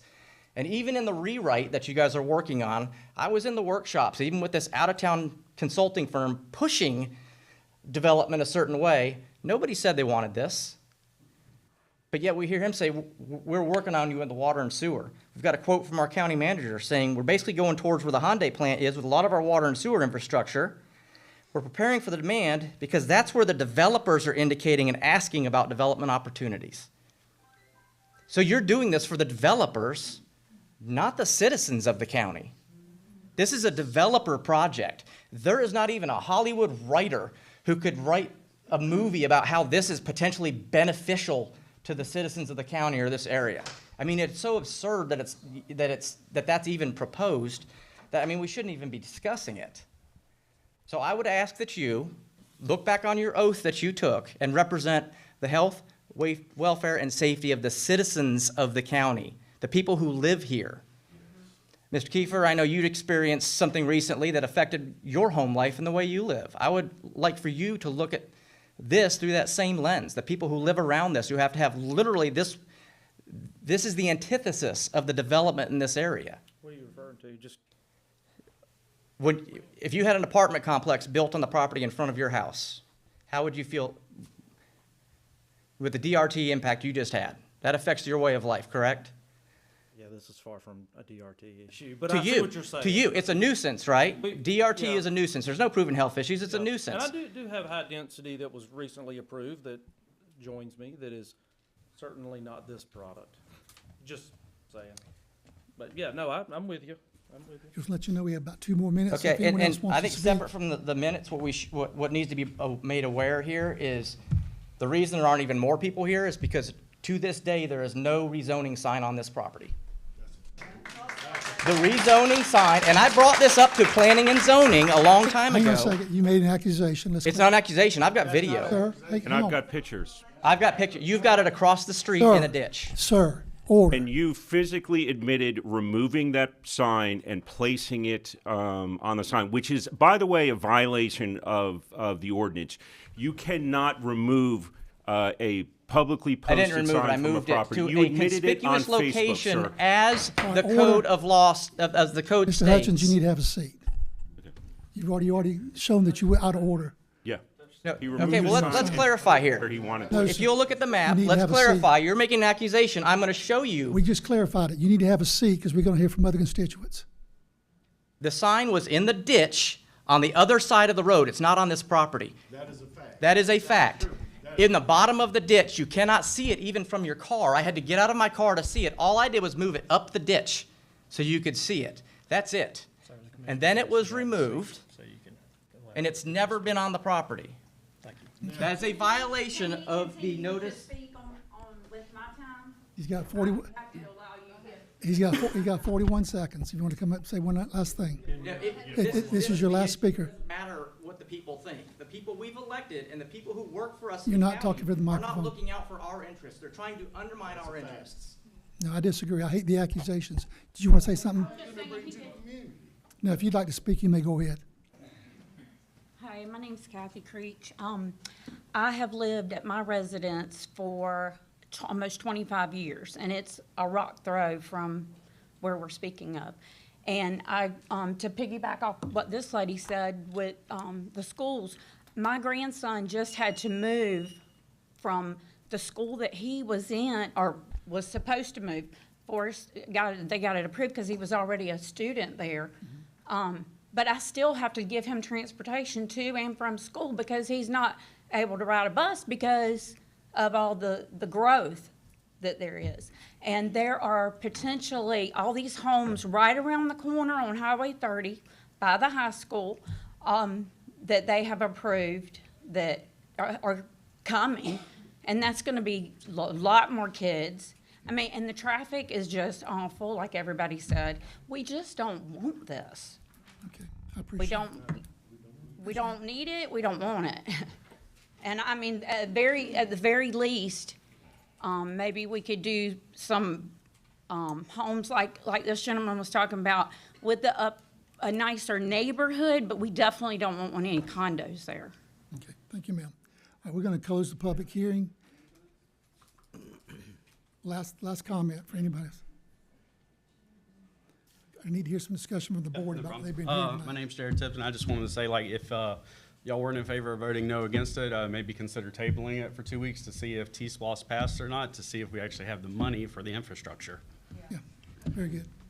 All right, we're going to close the public hearing, having heard. I'm going to open it to discussion among the board. We may have questions for constituents, we may have questions for the developers or whatever, but I'm going to open it to the board to discuss. Well, I'm going to start with nobody likes change. When I hear we don't want, there's such thing as property rights.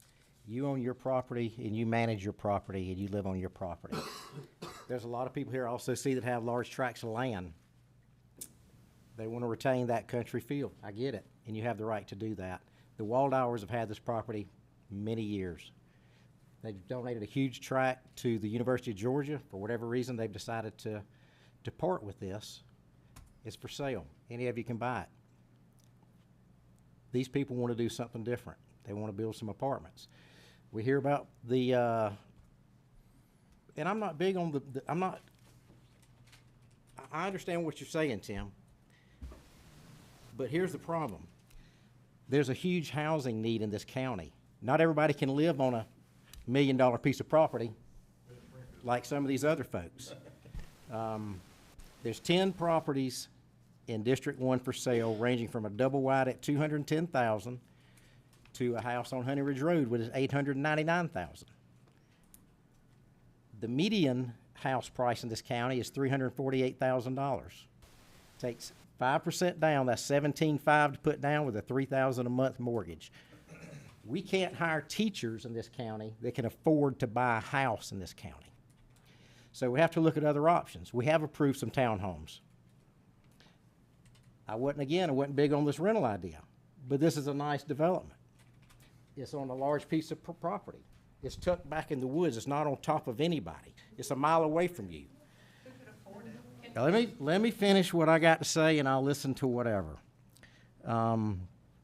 People fussing about the density. Well, density offers an efficiency in the building cost where people can come in and afford $1,800. One bedroom, we graduate 1,000 kids a year from the schools. They can't afford to live here unless they live with mom and dad. So what do?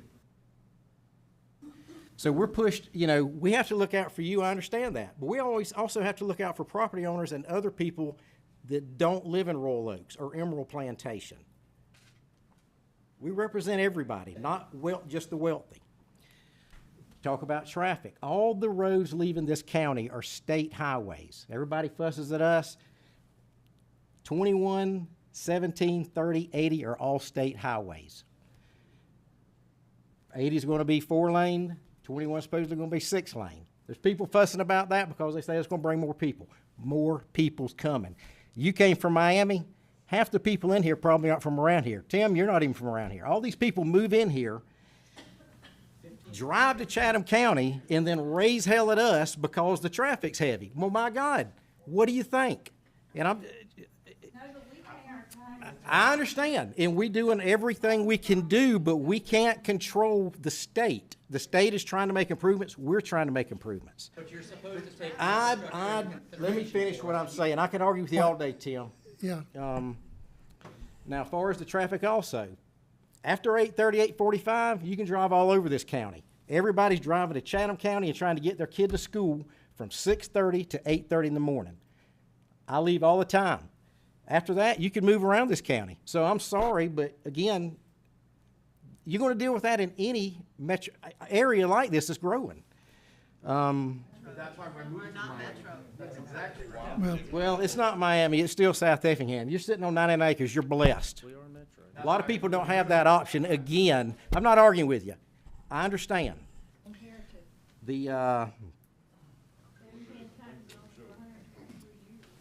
If this was sitting on top of a bunch of subdivisions or residents, I would have a concern. You're assuming, I hear this a lot too, we don't want those people. Define those people. When I started out, I rented. Who said those people?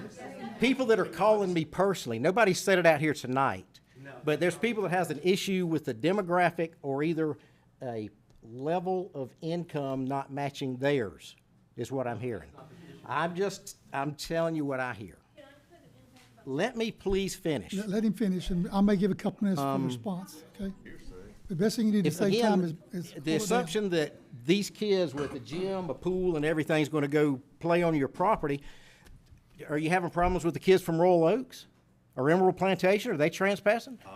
Well, I mean, again, so how is this any different? That's a law enforcement issue if they're trespassing. You asking me, I just told you. I know, but I'm telling you, it would happen with anything. If there was 100 houses there, those kids may stray. Tell me, I don't know about kids coming on my property. You raised your hand. I did. I just told you. I said, don't say that I ain't had no trouble with. I didn't say you. That fella did. I'm sorry, Glenn. I wasn't pointing at you. I was pointing in general. Do you have any other thoughts you want to share? Correction. Yes.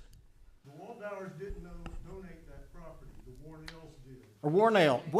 My point was it's a large tract of land. I see other members of the people here that's family has had large tracts of land. You're blessed to have that. A lot of people don't have that.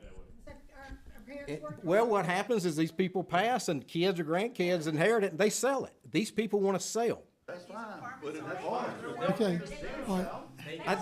Correct. Forrest, Anyway. we need to stay away from discussion. Yeah, no. This is, Y'all you need to be can say y'all's talk to piece. us. Yeah. Well, I mean, we're the people of the county that live there. We don't want it. You're supposed to represent. All right, listen, we cannot have open discussions. It's got to be at the microphone.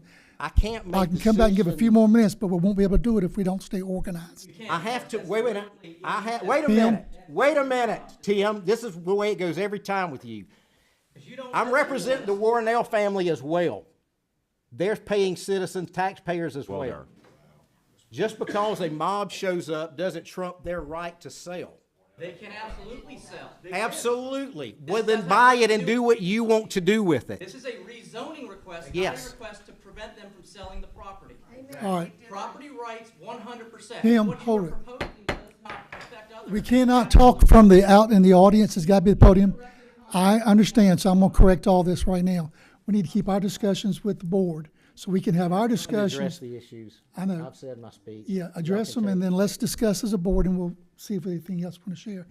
I want to add a couple of comments that the comments on the school and the transportation are crucial, and we've been looking at that. We have spent hundreds of thousands of dollars in master planning transportation, widening, forward laning. We know we got the state support for forward laning the Parkway. We're looking at building more east-west crossway roads through the T-Splosh. We hope we have that to count on that for doing that. But the state is also looking, I don't know if you've seen that, but they've got some millions of dollars they're going to be putting in Effingham County to improve Blue Jay Road all the way to 80, we hope. And I mean, the governor recognizes our needs. So we are looking at those transportation needs. From the school side, I've sat down with Yancey Ford, our superintendent. He tells us he is ready. He needs housing for teachers. They can't live here because we don't have affordable housing. And that's not hearsay. That's affordable housing. Can Yeah. I clarify, I want to make sure we have the right family names. Well, how's that Waldauer, pertinent? The yeah. Waldauers are selling. Yeah. Cornells are who gave to University of Georgia. It's two separate names and two separate things. Okay. That needs to be made clear that it's Warnells gave to University of Georgia. Very good. I'm not sure. He said that. You said I know I was wrong, I'm sorry. Yeah, okay. But it's still large family tracts of land. Let's keep the conversation with the Yeah. board, okay? That's what invites the confusion if we I try know, to I'm address sorry. the we need to discuss among ourselves, okay? Got some thoughts? Yeah, I got a few thoughts. Can I, excuse me, I No, didn't ma'am. mean to interrupt you you. can't. I No, just, with the board Please- discussion? please well, I this had time. walked up here, so you said we need to use the microphone, Yeah, so. well, I'm just stating that we can't have discussion from the audience. It's got to be the microphone, but we're at the board time right now. We'll come back. If you have a seat, just a second. Just going through my notes, if this were to get approved, I would like stipulations, if we could do that. But that way, this couldn't be sold off for somebody else to come and do something different than what he wants to do. One being no low-income housing and one being no Section 8. Maintain the density of 6.5 units per acre and a berm to shield. And that's not saying I'm for this or against this, but just some points I'd like to make if it does move forward. Be great to have. To protect what they've offered and get that in writing, that will carry on with the deed. Traffic, I get it, it's that way everywhere, but Forrest is right. It's a couple hours in the morning, a couple hours in the afternoon, and any other time you can drive as you will. I think it was Ms. Crosby mentioned the schools with the lunch. We experienced that. I'd like to have an opportunity to talk to Yancey about that and explore that further, because my kids eat at 10:30 sometimes, and I'm just wondering what the heck is going on with that. Are we out of capacity in that area? And there's some really odd lunch times in the schools. And I've spoken with the superintendent several times, and he always tells me and reassures me, and we do our due diligence and talk to them and try to get information. It's not like we're shooting in the dark with this. We work with everybody we can when stuff like this comes up. So I'd like to get some more clarification on that. A gentleman mentioned tabling because of T-Splosh. I'd certainly be in favor of that tonight. Make sure we're going to have the funding. If we did need to do something, we will have the funding to do that. I hope and pray it passes, because we've got a lot of projects in the works, and we need more infrastructure even with what we have right now. Shopping, there'll be more shopping if we can get more rooftops, period. I don't know if this is the right area or not. Character of the area, Mr. Hudgens was right. It's not in the great character of the area. We've also discussed this as a board. So there's two sides of that. If we're going to put multifamily like this, it needs to be on a state highway. 17 is a state highway. So there's two sides of that I see. Lastly, I'll say apartments off Highway 21, there's a big density there, but they're trying to go warehousing with that, and they're probably going to do that, and it's not going to be that many people. So that's going to reduce that greatly in our county. They're not looking to build those apartments. That's not what they're wanting to do. Things may change, and it may change, so don't hold me to that, but that's the facts as we know them today. But that's my thoughts. I'd like to table, see if we have T-Splosh, see if we have a chance to if we're going to do things like this, we're going to grow. And I agree, and it's a great corridor to grow. There's already some commercial, there's some good aspects to it.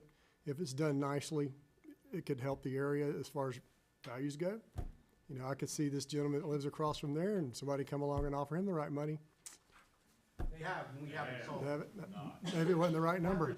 Always came to us before they went Yeah, to- might not be the right number, but yeah, you're right. I'm sorry.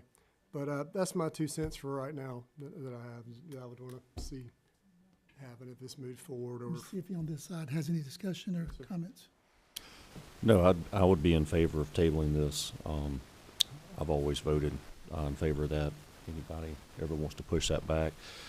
But regardless of what Facebook says, we do have communication with our superintendent, so we do keep up with what he thinks the schools can handle. So we do have communication with him. We actually had a conversation with him last week on that. So we're getting the information straight from the horse's mouth, and I'll just leave it at that. But if y'all want to table it, I would support that. Was that the table request from the folks wanting to do the project? No, that was a constituent that came out. Okay, Just so it'd be our mentioned that. request to do that then. Yeah. Mr. Resident? Nobody likes change. I wouldn't want it where I live, but if somebody bought the land around there, if they pass all the requirements that we want for them to do, I couldn't turn it down. I mean, I wouldn't want it, but I couldn't do nothing else. I mean, somebody wanted to build a big subdivision behind where I live, I couldn't turn it down because they passed, and that's the same thing with this. If they can pass everything that we require and everybody else requires, but I'm good with tabling it also. Where do you live? Mr. Kiefer? Not nowhere else.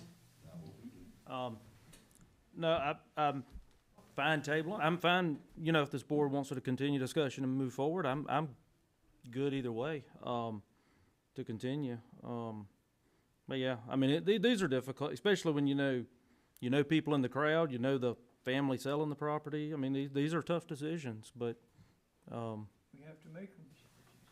we have no choice. One way or the other, we have to make it. So, What that's T-Splosh, up to- what part of T-Splosh is gonna bring any improvements to this area, this Blue Jay roundabout? is being improved. That's right. Floyd, sit up so I can hear him. Blue Jay's being improved Big one right there. on with T-Splosh. The Blue Jay improvements probably. That would, The roundabouts that are related. what's that? Roundabouts related to that. No, because the roundabout on Blue Jay and Midland is part of T-Splosh 2020. What about but Sand Hill? How about the Blue Hodgeville? Jay? What's that? Sand Hill Blue Jay? That's not on T-Splosh 23, but that is a project that we will probably be looking at regardless. Yeah. But you have to have T-Splosh to be able to use LMIG funds for that, or you either gotta use your LMIG for maintenance. That's right. Yeah, So I mean, in a way, we T-Splosh funds, but it permits us to do that. there are $5 million extra in T-Splosh that we put in there for projects that could come up between now and then for repaving. So Doesn't Hodgeville have a traffic circle? Is that T-Splosh 20 or 23? Hodgeville, that is T-Splosh 2020. Okay. Hodgeville Blue Jay, and then Hodgeville Effingham Parkway, of course. I'm sorry. Blue Jay Effingham Parkway is also part of 2020. So really to your but I question- think there are major improvements going in on Yeah. Blue Jay itself for the full length. But to your question, the T-Splosh that's already approved is gonna materially enhance the getting in and out of Hodgeville and 17 and Sand Hill, because we have the 5 million for that, but we also have those other roundabouts already in the 2020. Does that make sense? So there's gonna be improvements there. Then the 2023 would improve the Blue Jay, the widening and the decel XLs and all the things that would make traffic move better I'm there. fine with table to see, how the T-Splosh falls out. I want to make the point too, Effingham's growth does not hinge on T-Splosh. Right. We're going to grow either way. Now, it may affect our decisions on certain projects and Are we funded? location, But I don't want to give any false pretense that, Right. that our growth hinges on T-Splosh.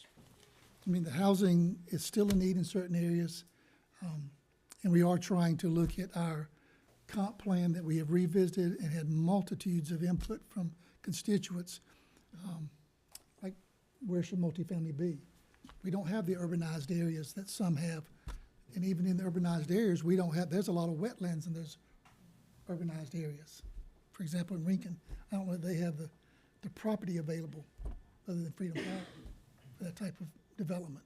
So we've been looking at where would future commercial be in our area? What does that look like? If you go to the future land use maps, are those posted on our website, Tim, now? The what? The current comp plan that we're The looking at? current comp plan is, yes. How about the future that we've been looking at? Not yet, because it has to go through the, it's gone through, PCA? it's gone through some, I'm trying to, those groups that we have. Well, I get that, but for But transparency. it hasn't gone through the full public, No, it didn't mean public it's all- process. right, So but it's for- not there yet. But for transparency, we could post that to show this is, I think what we're gonna do is we're gonna try and pass the, it's, I think in the end of this month, the update to the future land use map. And then, so that will be, available, probably next week sometime, to post online, because it's gonna be up for approval as a policy document, awaiting the approval of the full comp plan. let me make one more comment, then I entertain a motion to table so we have some time to gather some more data, look at the T-Splosh and all.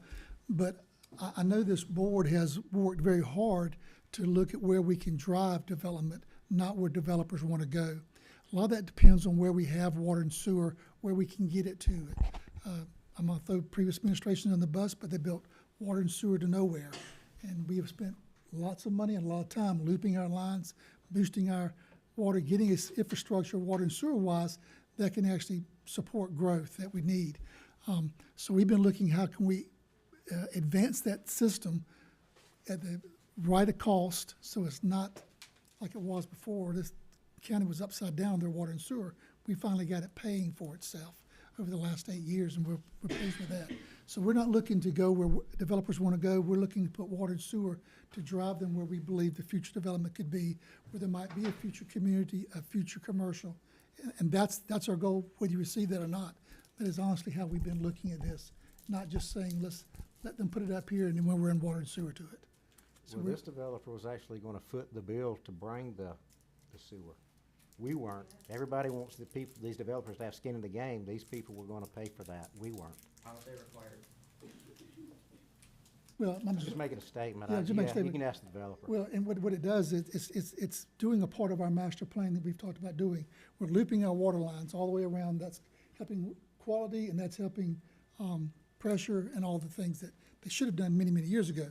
Also, we're trying to run our sewer line, get them looped back and get them connected back to our system. So that is a section of our sewer that we had planned to do, that they would be doing because they want to do it before we are financially ready to do it, that's what I'm saying. Right, now, But it is in I'm our just plan. saying, So- they've got So that is skin in the game. But those are all things to look at. But with that, I'll entertain a motion to table this tonight. I'll make a motion, we table it to the next meeting. Second. Yeah, we just need the one meeting. Yep. So table to 11/21, is that what it was? Yes, that's correct. All right, motion by Mr. Floyd to table, second. Have a second to table, second by Mr. Burdette. All in favor of tabling this item to 11/21, say aye. Aye. Any opposed, no.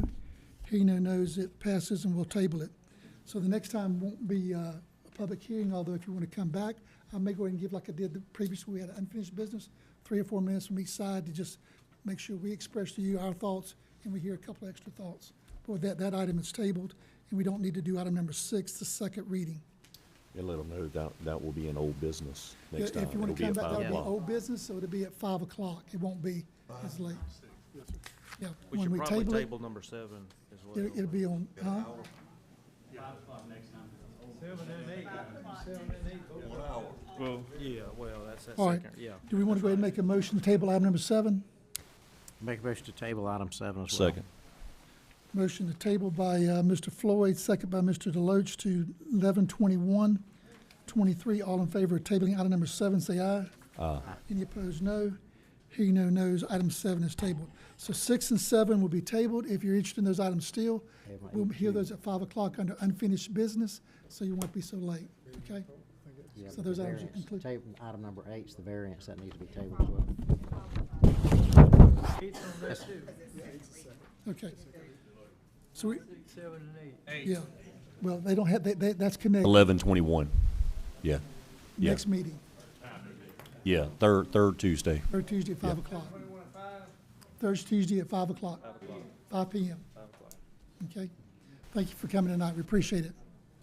We got 2 other items we need to cover before we get to our administrative items. Does anybody want to hang around for the rest of our meeting, or you want me to give you a minute so we won't be Just crowded one out with more item, noise? Might take a minute. It don't have nothing to do with this issue here, does it? Nope. It wouldn't have nothing to do with none of this, would it? Nope. No, no, no. No, it's quail preserve or something. Call me. We won't pull a fast one, I promise you.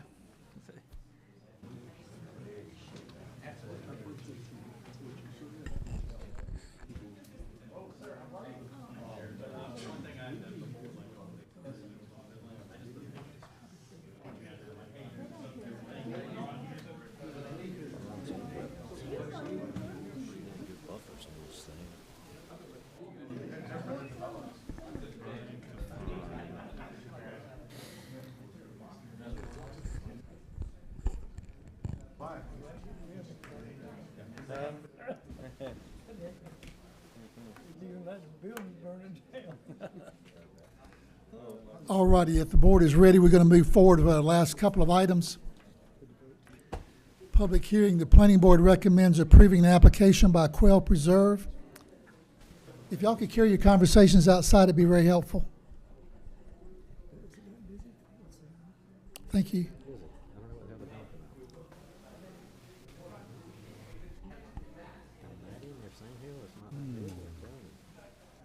All right, let me start again. The planning board recommends approving an application by Quail Preserve LLC requesting a variance to eliminate the required buffer between commercial AR zoning district located on US Highway 80, Zone B3, map number 329, parcel number 41E01 in the first district. Yes, sir. So the applicant is requesting an elimination of the buffers between B3 and AR1 zoning districts. This parcel was approved for rezoning at the October 3rd, 2023 Board of Commissioners meeting. The parcel to the south is owned by the applicant and under conservation status, so it will not be developed. Staff is recommending approval. So this is eliminating the buffer really between the same owner? Yes, sir. Correct, okay. And it That's said what I it'll never thought. be developed, it's under consent. Yeah, that's what I thought it was. All right, we'll open a public hearing. Is there anyone speaking for or against this variance? Seeing no one coming forward, we'll close the public hearing, entertain a motion from the board. Make a motion, we approve alternative 1 with planning board and staff recommendations. Second. Motion, Mr. Floyd, second, Mr. Deloach, to approve alternative 1 with planning board and staff recommendations. All in favor say aye. Aye. Any opposed, no. Hearing no nos, it passes unanimously. Item number 10, consideration to approve the second reading of an application by Quail Preserve LLC requesting a variance to eliminate the required buffer between commercial and AR zoning districts located on US Highway 80, Zone B3, map number 329, parcel 41E01 in the first district. Make a motion, we approve the second reading. Second? Motion, Mr. Floyd, second by Mr. Kiefer, is that what I heard? Yes. All in favor say aye. Aye. Any opposed, no. Hearing no nos, it passes unanimously. All right, that concludes our public hearings tonight. We'll go back to our general business. We have reports from our commissioners and administrative staff. We'll begin with our administrative staff. No, I got no report, Mr. Chairman. All right, I appreciate it. I just have one. So just to let everybody know, we did implement OpenGov this week. We had Monday, we had about 40 or 50 folks that attended a small seminar on that.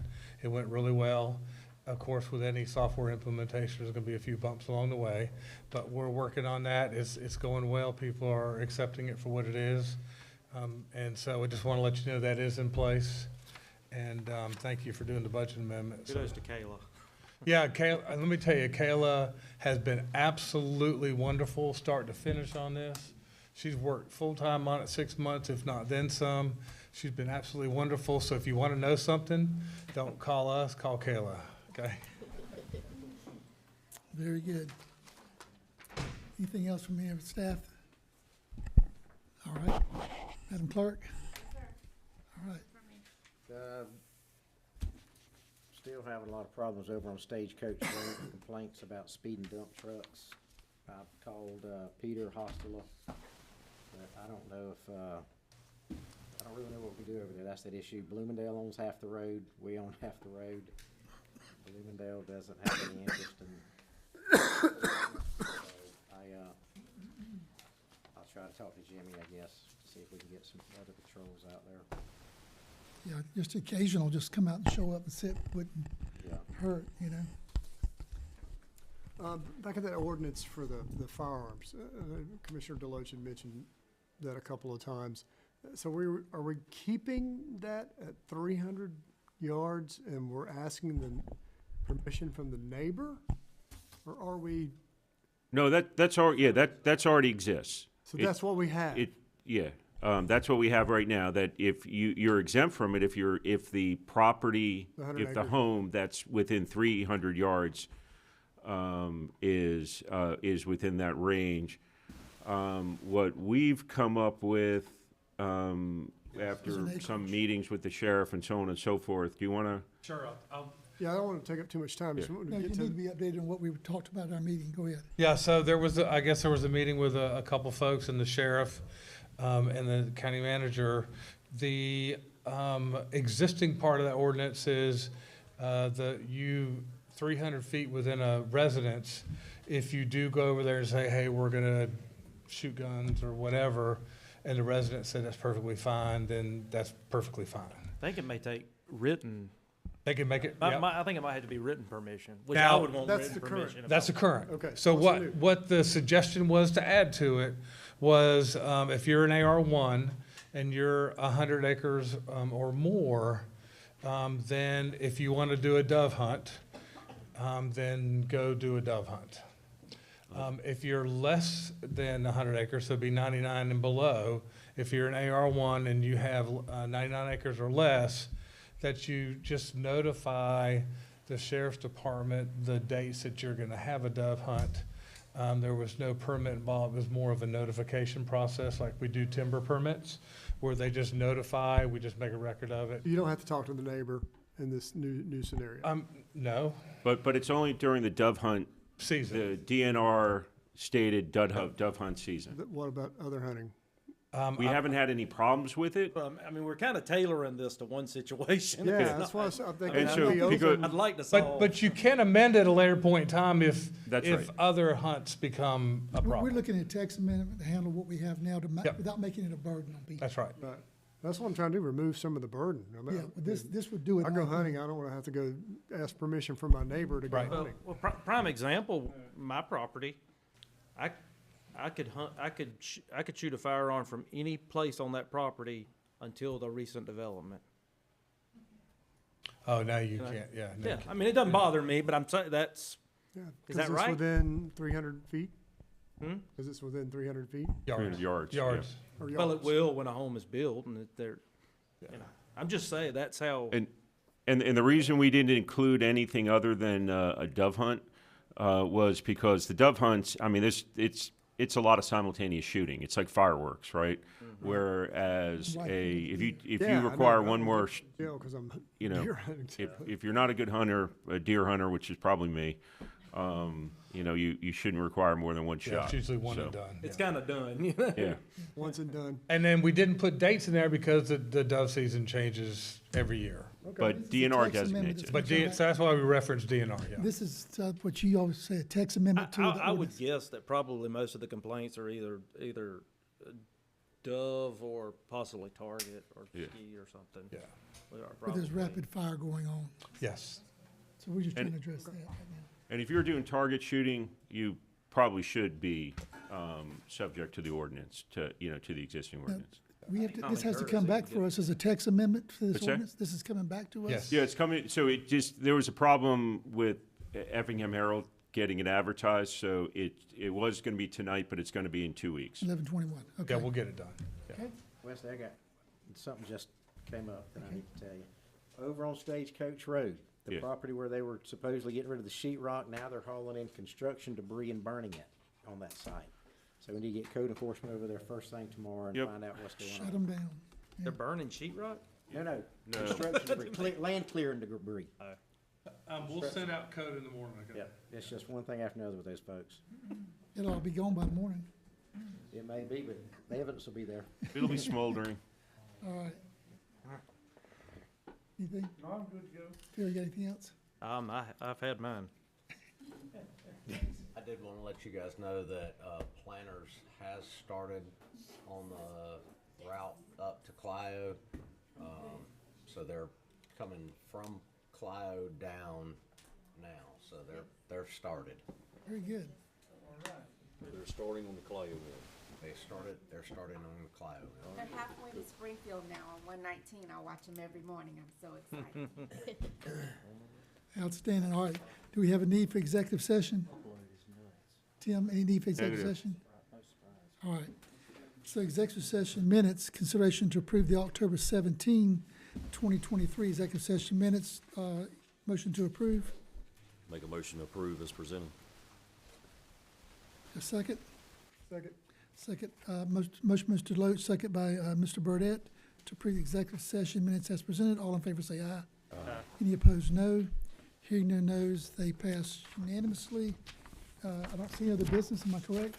Motion to adjourn. Motion to adjourn. Motion, Mr. Deloach, second, Mr. Burdette, to adjourn. All in favor say aye. No. Hearing no nos, it passes unanimously. We are adjourned. Let me know when we're off. All right, how about T-Splosh? Heard any word? Not yet.